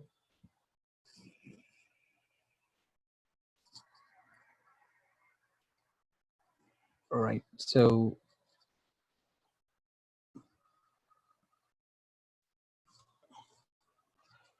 go to index.js and at the bottom of the code, just paste it. So what are we doing here is we are using the authentication module in Firebase, and we are saying on authentication state changed. So these are basically event listeners again. So I would compare these to publish subscribe events if you have come across. And for those of you who are not very aware of what are pub sub events, you basically publish something and somebody is going to subscribe for those events. And whenever you publish something, you get a notified event on that method. So it's basically the same thing like with your notifications. So when somebody pushes an update for your application, you get a notification. So it works the same way. So when you log into the application, so you're basically invoking on authentication state changed, and this gets triggered when you sign in or sign out. So that's the reason we are trying to do this here. So what we're doing is we are saying on authentication state changed, it This one is going to give us the current user that's signed in, and inside which we are going to toggle between the login and logout sections. So basically, we're checking if we have a user, and if we have a user, we have the button which says RSVP, and we are trying to change the text content to logout, which is what you're seeing in the UI here. If we do not have a user who's currently logged in, we are just saying show RSVP button. So yeah, so in case if you have any questions, just follow what Vishal is explaining in the chat section, or if you can unmute your mic and just ask a quick question. So when you click log out, just look what happens. So we go back, and now it doesn't change this to RSVP. What's happening is it just shows us the basic functionality of what we would be doing when we initially have the RSVP button. So this piece of code or functionality is missing right now. So if we go back to Code Labs and follow the next instruction, this is where you'll be, again, I'll just be pasting the code and then following through or walk you through that code so that you understand it better. I'm just doing that so that I don't miss people who are not aware of JavaScript or advanced JavaScript methods or functionality. So right now, you're seeing the logout button, and here what is happening is, sorry.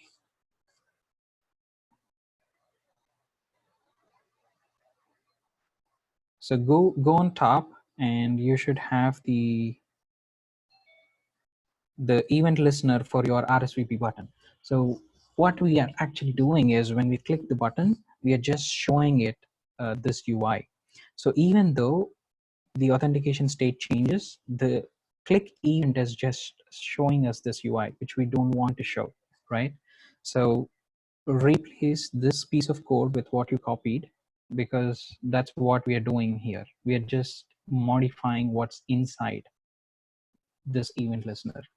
So previously we just had this piece of code where we did this section. We are enabling the UI section. We are invoking the Firebase UI and show the sign in.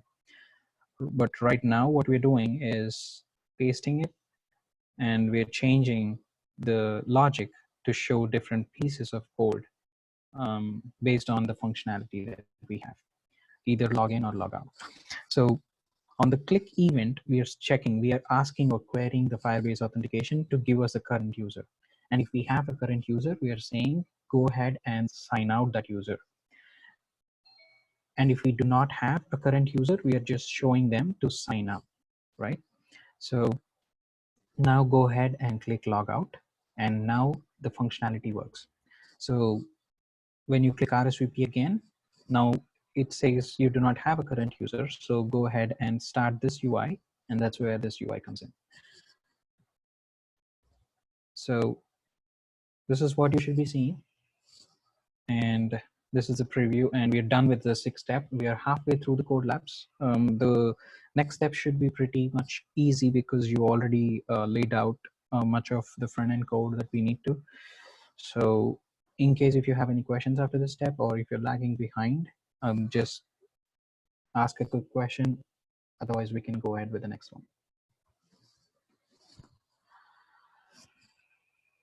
We want to make this session as interactive as possible, so feel free to ask questions whenever we give a pass after each step.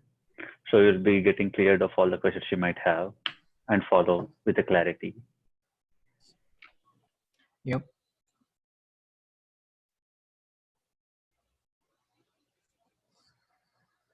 And if somebody is new to JavaScript, HTML, or CSS, we have links or resources in the presentation that probably Vishal is going to share with you guys. So in case if you have any other questions, or if you need other resources, just let us know. We can include them in the presentation and send it to you. Yeah, also, can you tell about the checkpoints if anyone is missing? Oh, yeah.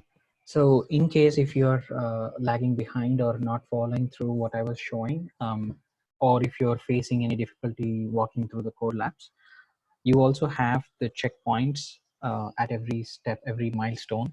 Um, um, so you can click on the Stack Blitz links that are given in the code labs. So if you read through at the end of every section, or at least 2 or 3 where you have a deliverable piece of code, you'll be having these checkpoint URLs. So you can click on these checkpoint URLs and it should take you to that piece of um, code on Stackblitz where you have a working piece of code which you can use. So, and make sure you need to fork before you can make any changes and use it for your purpose. So this one, so if you go back to the code labs, this checkpoint, this is checkpoint 1. So whenever you see a checkpoint URL in any code lab section, so that is applicable to the to until this step. So it should be able to finish your code lab until step 6, like for this checkpoint URL that you're seeing here. So you have checkpoint codes, which is a good way to compare what you're doing to what is already there.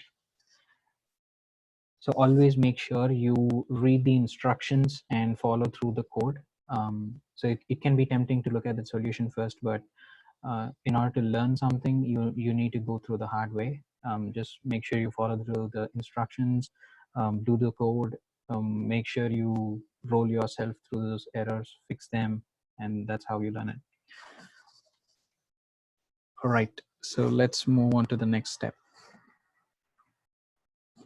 So we have linked our Firebase authentication um, to the web application that we have, right? So now what we're going to do is develop the chat section, which we saw in the overview. So if you look at the overview, you see a discussion here. So this is a section that we are going to look at from now onwards, from the step 7.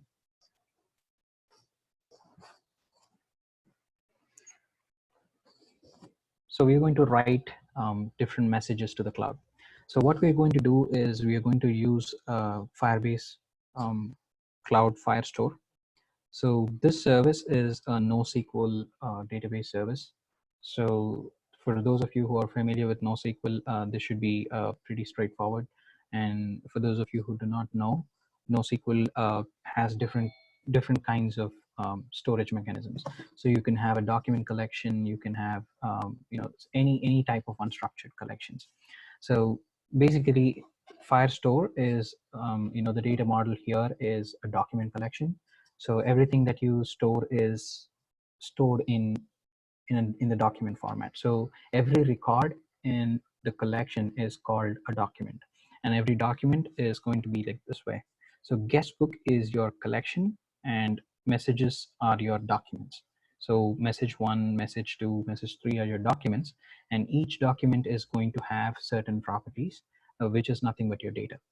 And that information is again a JSON object. So when you're dealing with NoSQL databases, or any JavaScript code, or if you're doing anything with JavaScript, the front-end applications, Node.js applications, learning what is JSON or the JavaScript object notation is very important, because every now and then you come across it.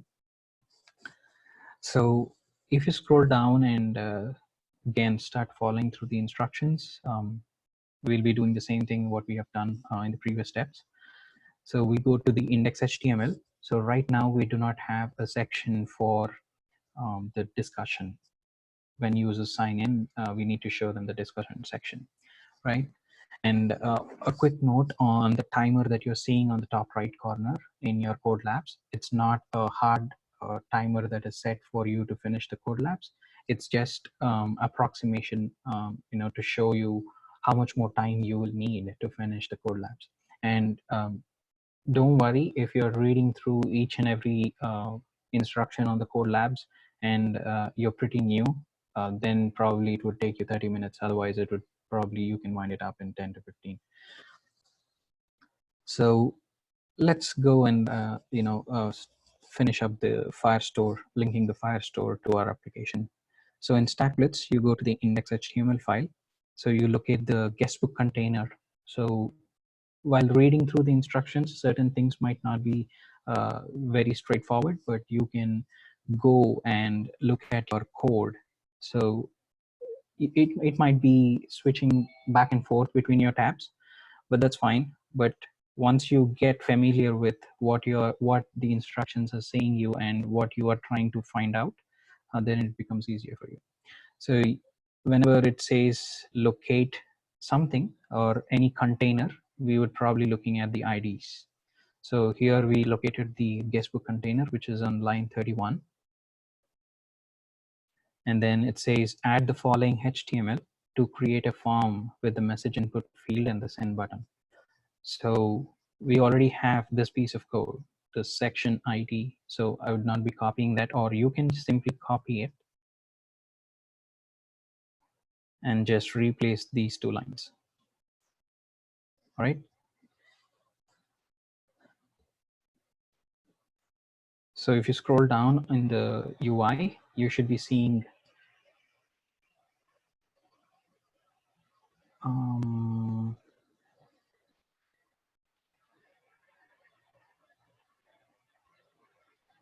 right.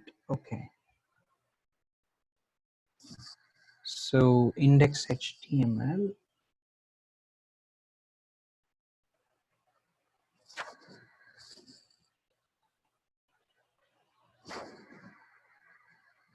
And in case if you're finding it hard, since we started off with step 7, and if you're having some trouble, facing errors or anything, just go back to step 6 and click on the checkpoint URL. And when you click on the checkpoint URL, it should take you to the piece of code where everything it should be working fine until step 6. And make sure you fork that code, and that way you have a working piece of code and you don't have to worry about your errors there. And right now we started off with step 7, and what we're trying to do here is just copy this section of code and paste it in guestbook container. So make sure you always look at the checkpoint codes, and in case if you're coming through some errors, just follow the instructions what you have. And don't forget to add Firebase configuration. If you're using checkpoint, you need to change your Firebase configuration to what you have in your Firebase console. So let's say you're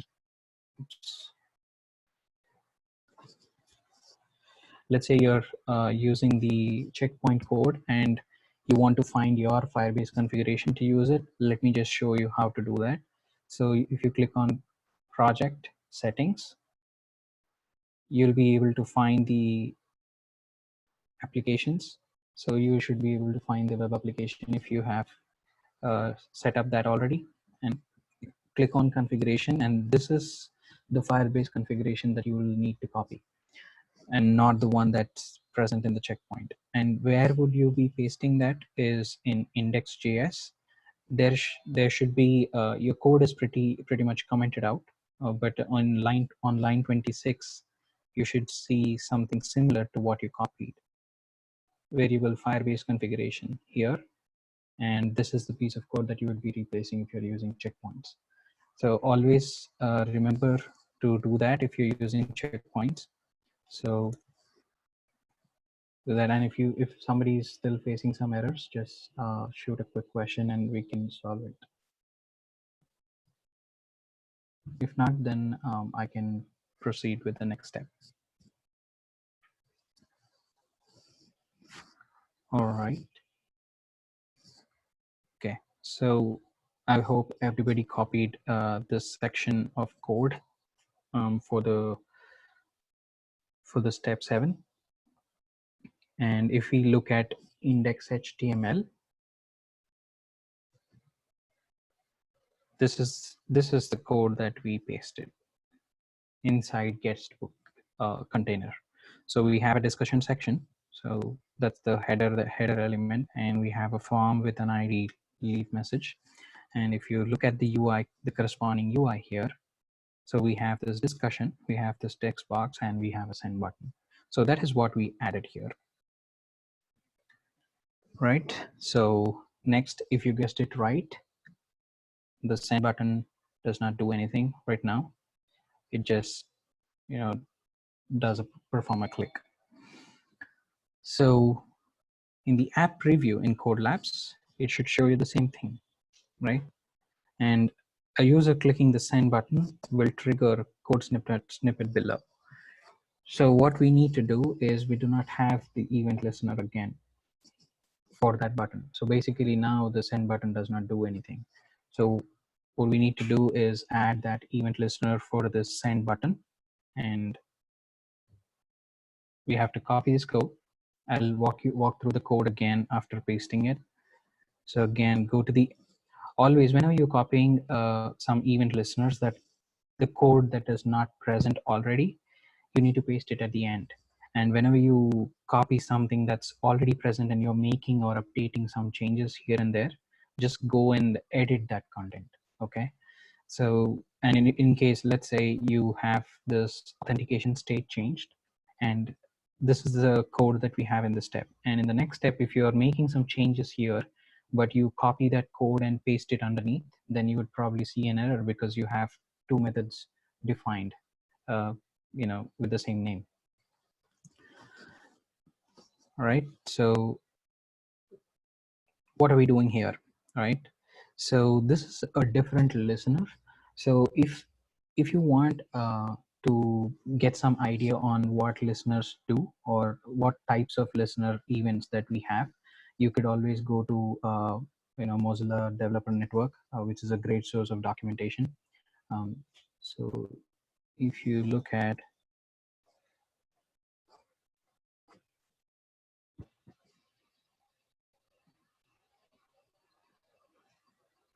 just bear with me for a second, I'll share that URL for you.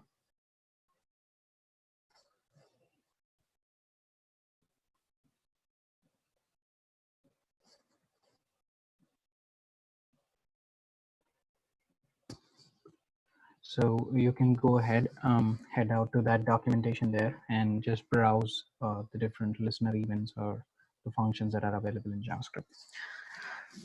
I posted the URL in the chat section for those of you who would find it helpful. And let's move on to the next one. So previously we had a button listener event at the top. So if you look at it, we had this button and we added the event listener, and the name of that event was the click event, right? So, but in our current section where we are adding the database for the chat messages, the type of event that we have is a submit event. So it's a form submit event. So whenever you submit a form, that's an event which takes place, and whenever that event occurs, so basically this notation, what you're seeing right now, the piece of code that I'm highlighting, it's a callback function. So you get an event, and when you get that event, what you try to do. So whenever the submit event happens, we get that event object, and we prevent the default.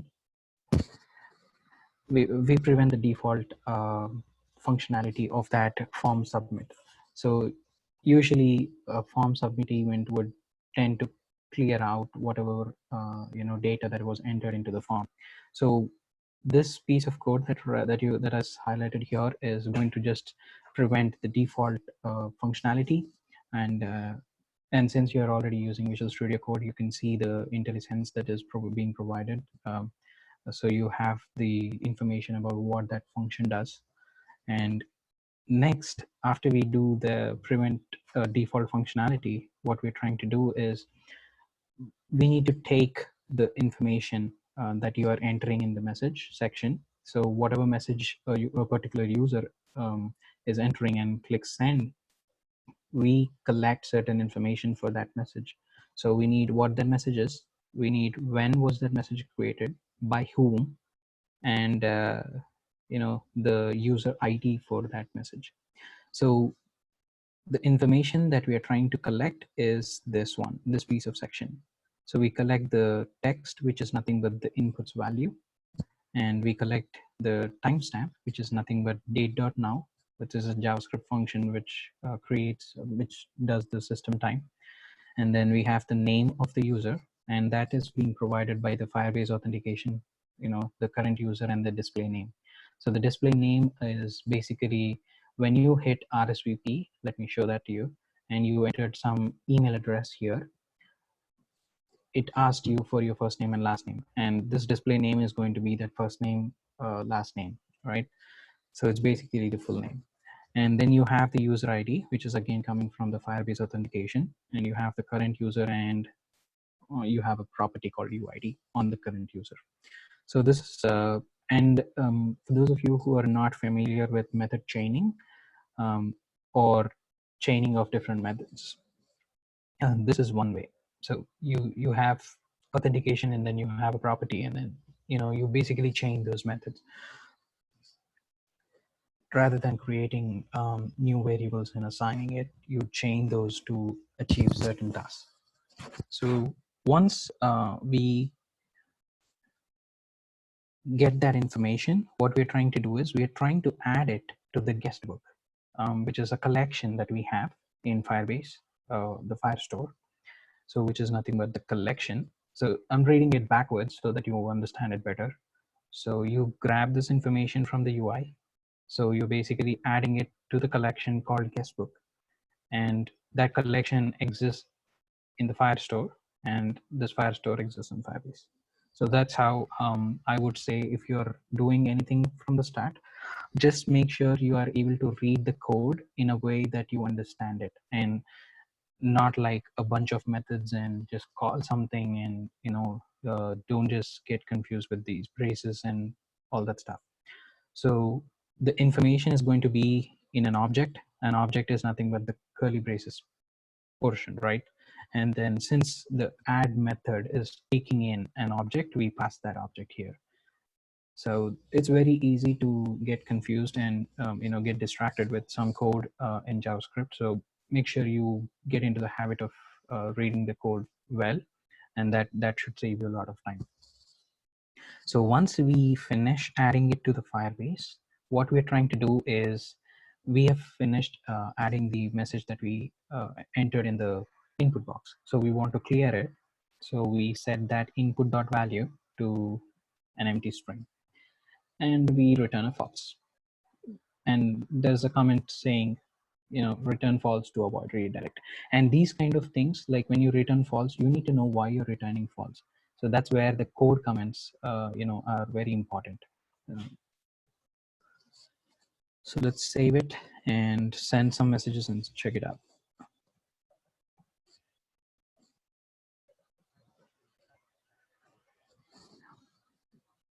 Send it, and boom, you ran into an error. So what happened? Why are we getting that error? Is okay. So since I know what the error is, and for those of you who did not who is not able to find out what this error means, is it says cannot read property display name of null. So let me just walk you through on how to find out what's going wrong. So it clearly says it cannot read a property called display name of null, right? So where do you use the display name is here in this piece of code, where you're trying to get this display name from the current user. And it says I do not have a property called display name of null. That means your current user is null. Why do you not have a current user? Because let me refresh the page. You should be able to see the page again. I'm not logged in. So Firebase says I do not know who the user is, so the current user is not present. So this is where you would be adding some conditional logic to check if you have a current user, and that is when you would be adding this or showing this particular section, which we will do in the next step of the code labs. So that's how when you run into errors, read the error message, you will have sufficient information. Just go back and try to trace it out, and you will be able to figure it out what's happening. So we are done with walking through this code here. Let's move to the next step in the code labs. So show the guest book only to the signed in users. Now this is what what we were talking about earlier, right? So you go to the index.js and you want to show that discussion section to only the signed in users. So you don't want other users to see it. Since we are collecting the user information, we want only the specific users who are signed in to the application be able to see the discussion section. So just copy this code.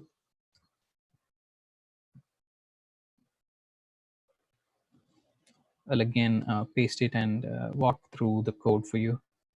So right now, I'm not going to copy this piece of code at the end of the file because this is on authentication state changed. So we are just modifying what is already existing. So just copy it and go back to this code. And if you go to on authentication state changed event method that you find, select everything and just paste it.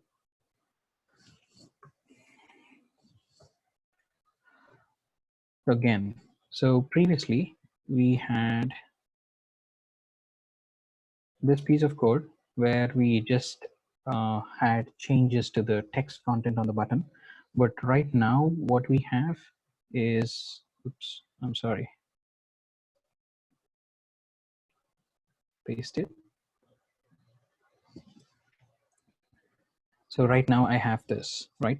So what we're trying to do is if we have a user, we're changing the text, but we're also saying show the guest book to logged in users.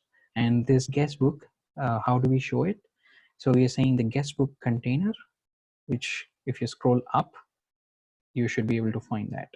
So you have a variable and you already have a reference to it on the HTML, which says, get the element by ID guestbook container. And if you scroll down, you're saying the guestbook container style display is block. So that means you would be showing that here. Since we are logged out, we are not showing it. And if we sign in again, we would be able to see the guestbook container. So let me just click on RSVP again and just do. So this one, if you noticed well, this is all the Firebase UI that's providing us. So you have the trouble signing in, which should help you reset your password and all those things. But we have not set up all this functionality, in this code. We don't have to do anything of this. Firebase is providing you ways to show all this to you. So right now what we just do is enter the I have the password wrong. So I entered, now I signed in. So Firebase was able to figure out if I was already a registered user or not. So right now we got this, and then we will be doing a test message again and click send. So right now this is working now. So if you notice, the discussion section is being only shown to registered users, and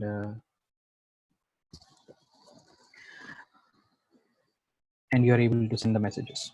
So if you go back to the Firebase console and click on database, now you should be able to see the collection. So previously we did not have any data. Right now we have one data, and this is the name, this is a text, and this is the timestamp, and this is the user ID. So this is a collection, and this is a document, and this is the data that we have, and each one inside that data is called a field, and you have a value. So let's go to the next step in the code labs. So we finished sending the test messages, and again, after the end of this step, you have a checkpoint tool, which should help you, get to the working piece of code. All right. So if none of you have any questions, let's move to the next one. Right. So let's go, and now we are going to this piece of code in or this step in Code Labs is going to let us do the read messages from the discussion section that we did earlier. So what we're going to do is we are going to synchronize the messages in real time and show them to the other users. Right. So go to index.html and again go to the guestbook container.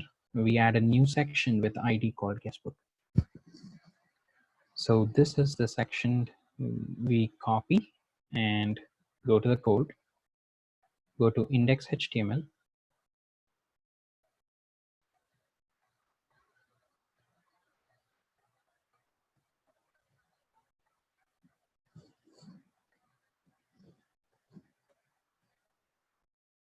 well, yeah, paste it after your form, and that should give you the guestbook. So if you scroll down, you'll not be seeing anything at the moment.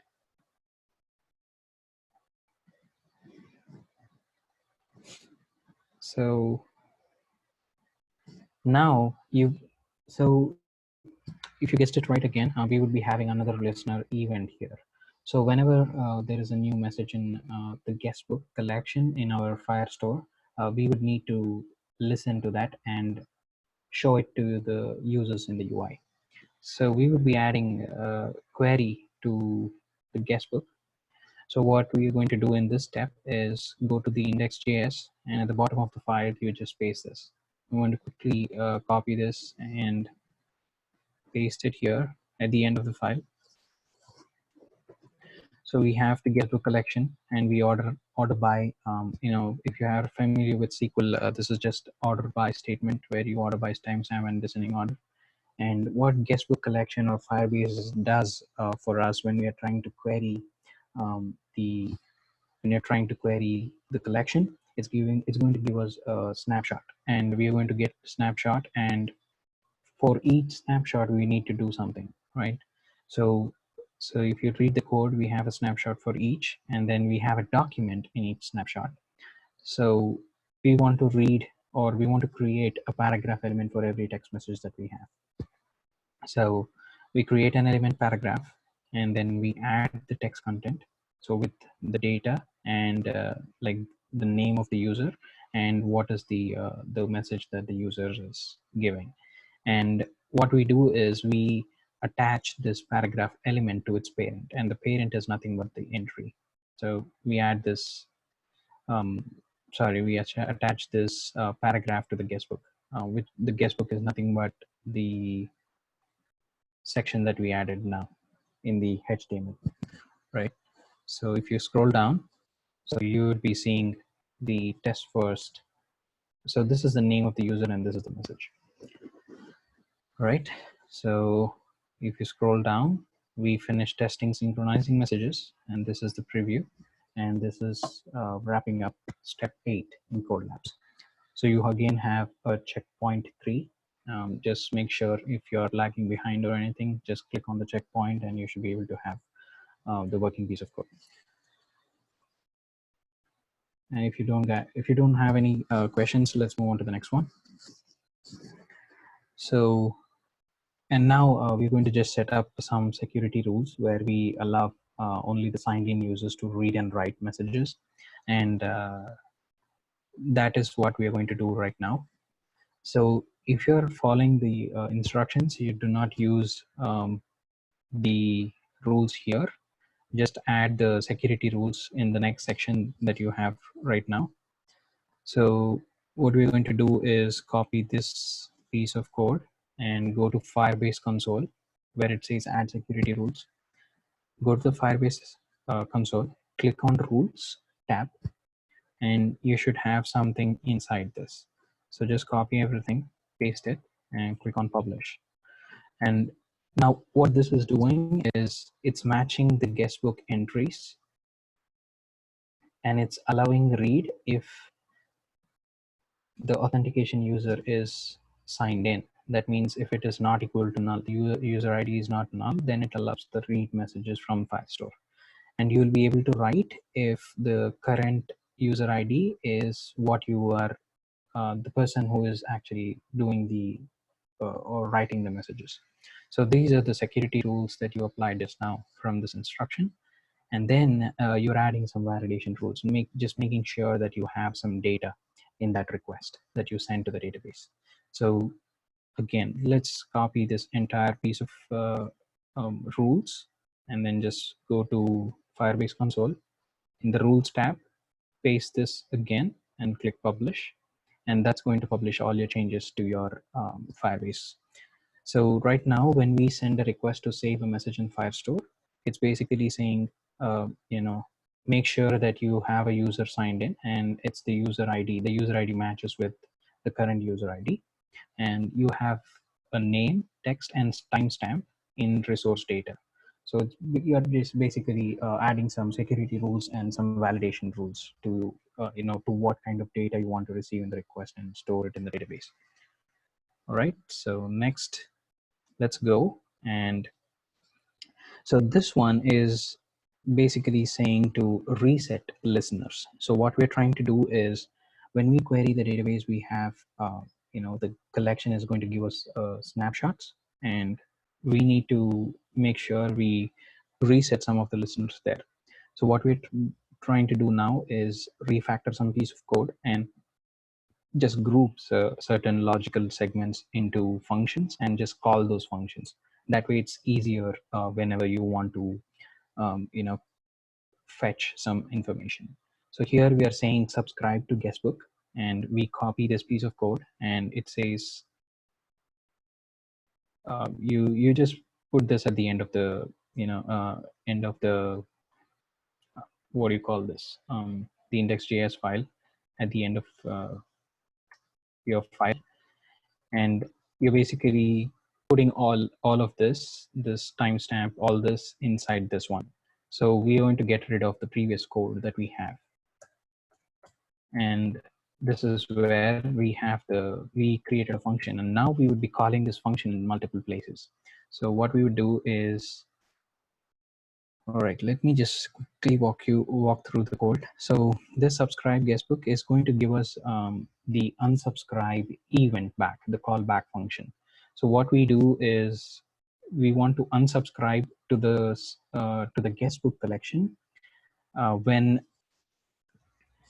the user signs out. We don't want to read the messages from the Firestore database. So we want to unsubscribe when the user signs out and subscribe to it when the user signs in. So these are the two functions which should be pretty self-explanatory. And now you're going to do add these functions inside the on-auth state changed events. So authentication state changed is where you would know when the user signs in or signs out. And in those functions, you would add the necessary logic. So just copy this piece of code, go back. Again, this is editing data. So for the code that you already have, so just replace with what you have. No. So what you're doing is if you have a user, change the content to if there is a current user, you're saying show the content as logout, and then display the guestbook container, and then now subscribe to the guestbook collection. And if the user logs out, you're saying do not show the guestbook container and unsubscribe to the guestbook. So now if you look at the previous code, we do not have the subscribe and unsubscribe. And now when we just see the new one, and this is the piece of code that you're going to have. Just formatting it here. So we're almost done with the code labs. So this is checkpoint 4, where you would when you log out, you see this, and when you click log out, you don't see anything. And when you RSVP, you just use your old email that you used to sign up previously, and then enter your password. And once you sign in, now you'll be seeing the discussion and the messages from that database. All right, so that wraps up the step 9, and that's it. So step 10 is deploying to Firebase hosting, the last product for this code labs that we're going to do. So this is pretty easy. So make sure, if for Firebase hosting, you would require signing into Google. So if in the code editor, you should be able to see, oops. All right, so I signed in already. So if you're looking at the code lab instructions, if you click on the Firebase tab, you should be able to see the icon. If you should be able to see the sign into Google. So make sure you use the same Google account that you use to sign into Firebase console, and that should bring you all the projects that you have, the Firebase projects, and select the appropriate Firebase project and click on deploy to just deploy your application to cloud Firebase hosting. So you get the live site URL, click on it, and this is a working app that you have right now. So let's just quickly test a new user. So this is let's do some other name,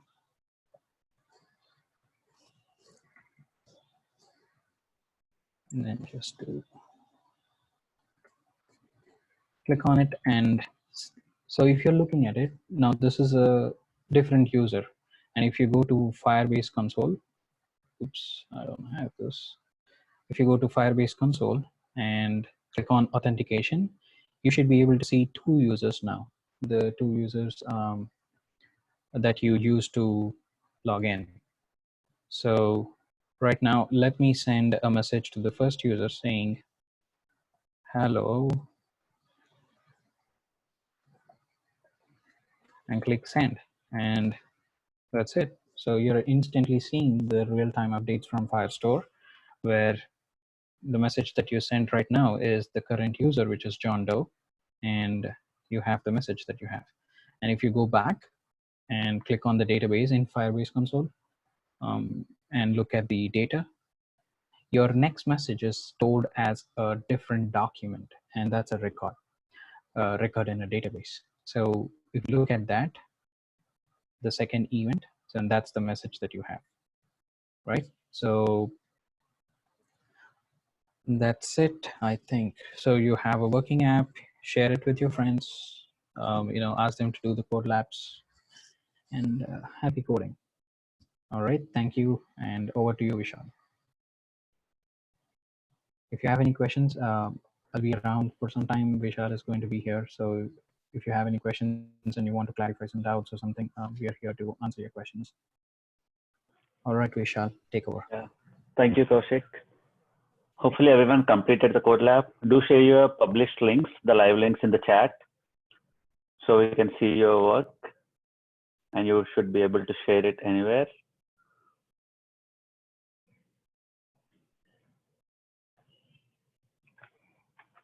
If you're done with the code lab, you can unmute yourself and ask questions. We will give a couple of minutes for everyone who completed to post their links in the chat. And if you haven't, don't worry, you have the code labs link and you know how to do it now. If you are stuck at anywhere, we will be also sending the recording. Once the recording is processed, we will be sharing the URL. I also posted our Slack channel link. If you haven't joined yet, please do, as we will be sharing further resources in there. And also, once we share the presentation, follow us on social media for more content and giveaways that we do. And as you all attended today and learned something, we are also giving away a front-end developer course on Educative platform. Actually, a track, not a course, a track of 6 courses where you would be able to become a front-end developer. We would be sharing the link and a code to redeem the course on Educative platform via the email. So if you have received an email from Meetup today, please click yes in the participants chat, so we know you are actually getting those emails. Because we do not have your email information on Meetup, whenever we send emails, we can just actually send directly to the users. So if you got email today with all the Zoom link details, click yes, so we know, and click no if you did not get an email.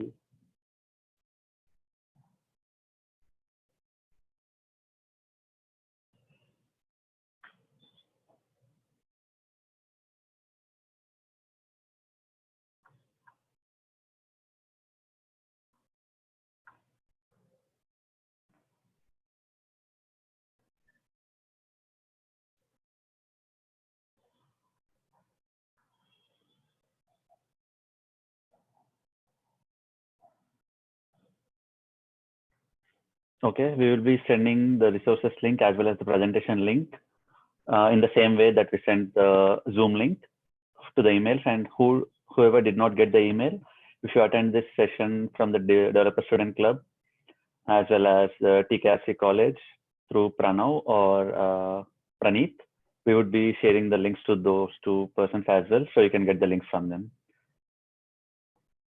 Shreyas and Sai Teja, so are you from TKRC or CBIT? Okay. Okay, Shreyas, we got your email. We would be sending you to that email.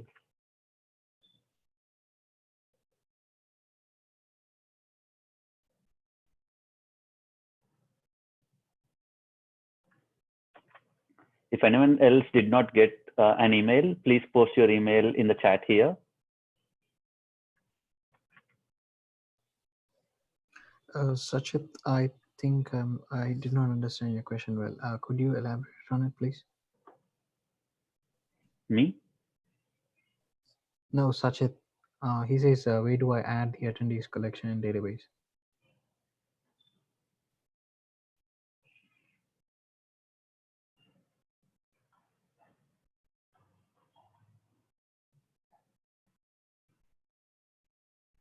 Meanwhile, if anyone, as I said before, if anyone did not get an email, please do post your email here.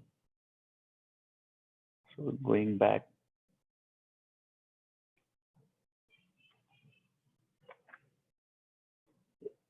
If anyone have any questions or feedback, please do unmute and ask your questions here.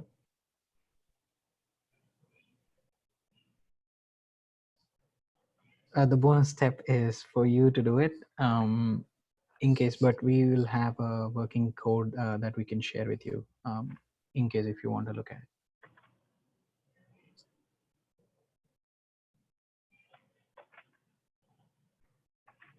On a just quick note, the bonus step is optional though. It doesn't have to be necessarily be completed to finish your code lab.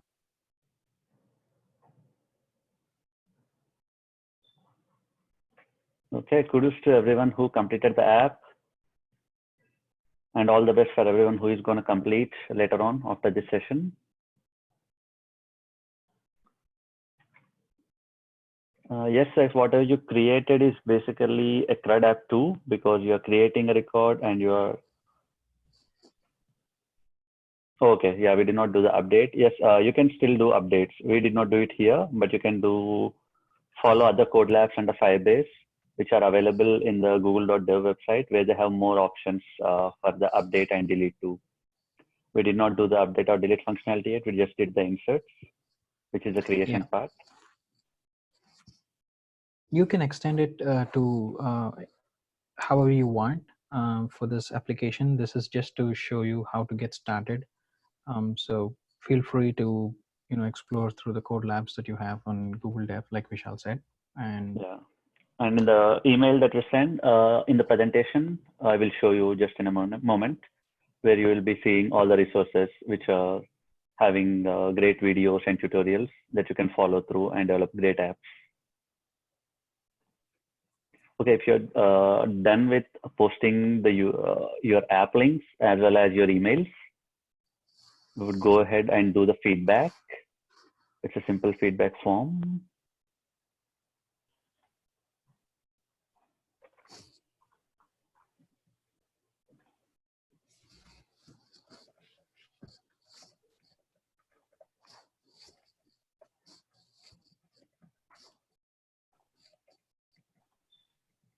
And as we use the test account John Doe, just wanted to tell you guys that John Doe is just like a test account name that people use here in United States when something is unidentified or unknown. So generally we just use the John Doe for a male and Jane Doe for female whenever we are testing something. Yeah, you can go with any crazy names like Mickey Mouse, Minnie Mouse too, if you want to. Okay, if you're able to see the screen, you can scan the QR code from your mobile, or we are posting the link in the chat. Please go ahead and give feedback there. It just takes a minute. And then whoever still has, we don't want to be short of time. So whoever is busy or having something, they can leave the call, or we would play a virtual bingo, which is an awesome way to just have some fun. You need not need a pen and paper. We can play virtual bingo. We will just give 2 minutes for everyone to complete this feedback form that is posted in the chat. And then we will go through the resources and then go to play the virtual bingo.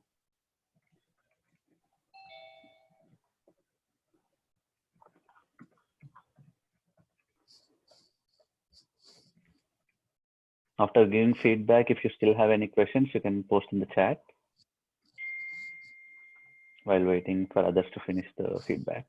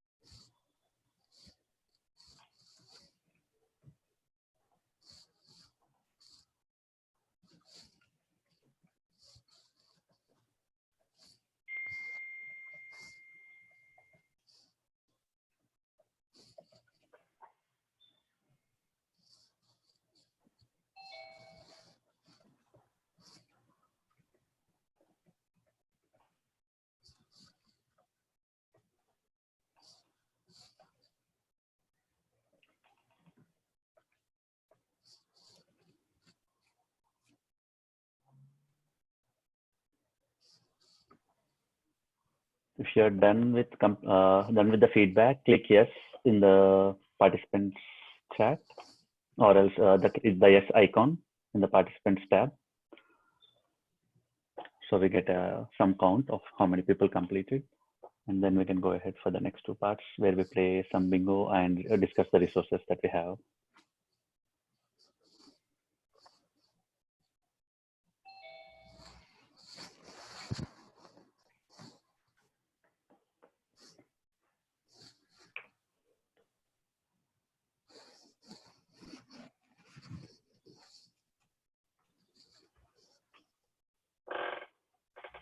Yeah, we'll give 30 seconds more for everyone, 1 minute more for everyone to finish the feedback. And whoever has finished the feedback, yes, you can send a request to Kaushik to get connected on LinkedIn, or follow us on social media, or post on social media that we, with the hashtags that we posted before.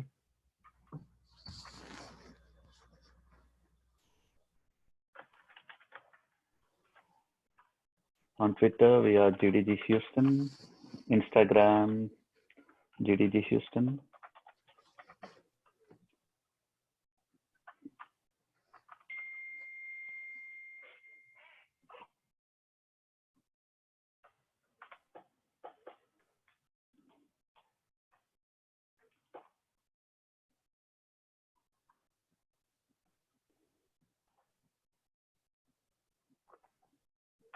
Yeah, but everyone just make sure you join Slack as we share resources there as well.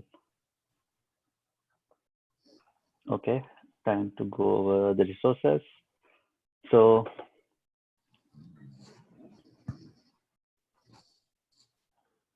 yeah, in the resources, we have the official Firebase documentation, resources for introduction to HTML, CSS, and JavaScript.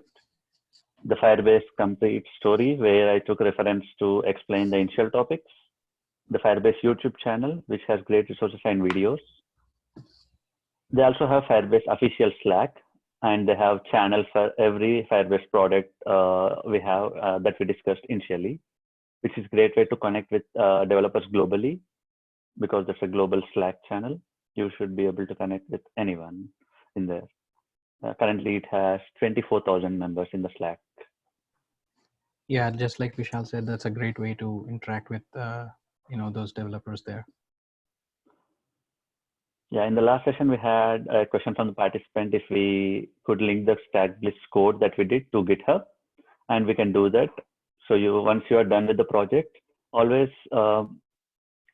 make sure you push your projects to GitHub as soon as you're done with it. It helps a lot during recruiting.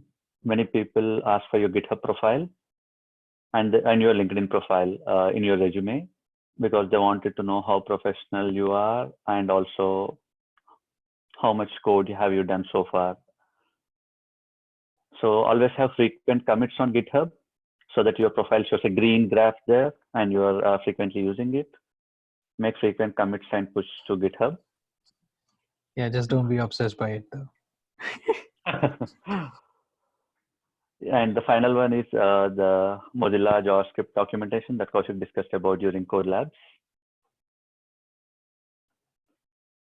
Get started with these resources and also join in the Google group that we sent in the email today morning.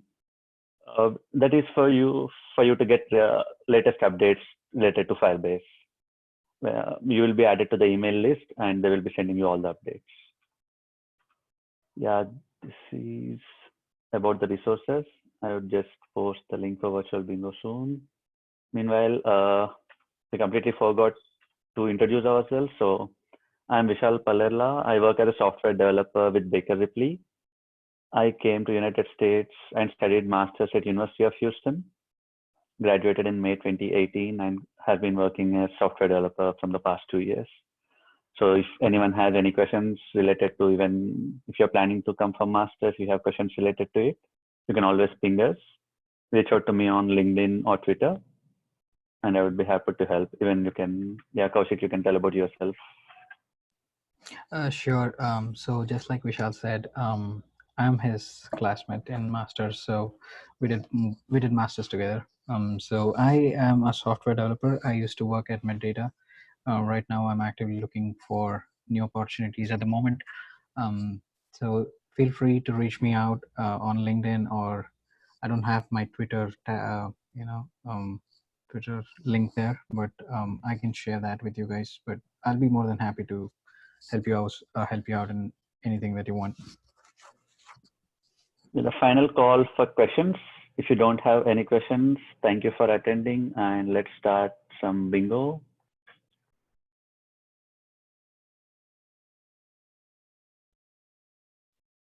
Everyone can unmute while we play to speak or talk about something.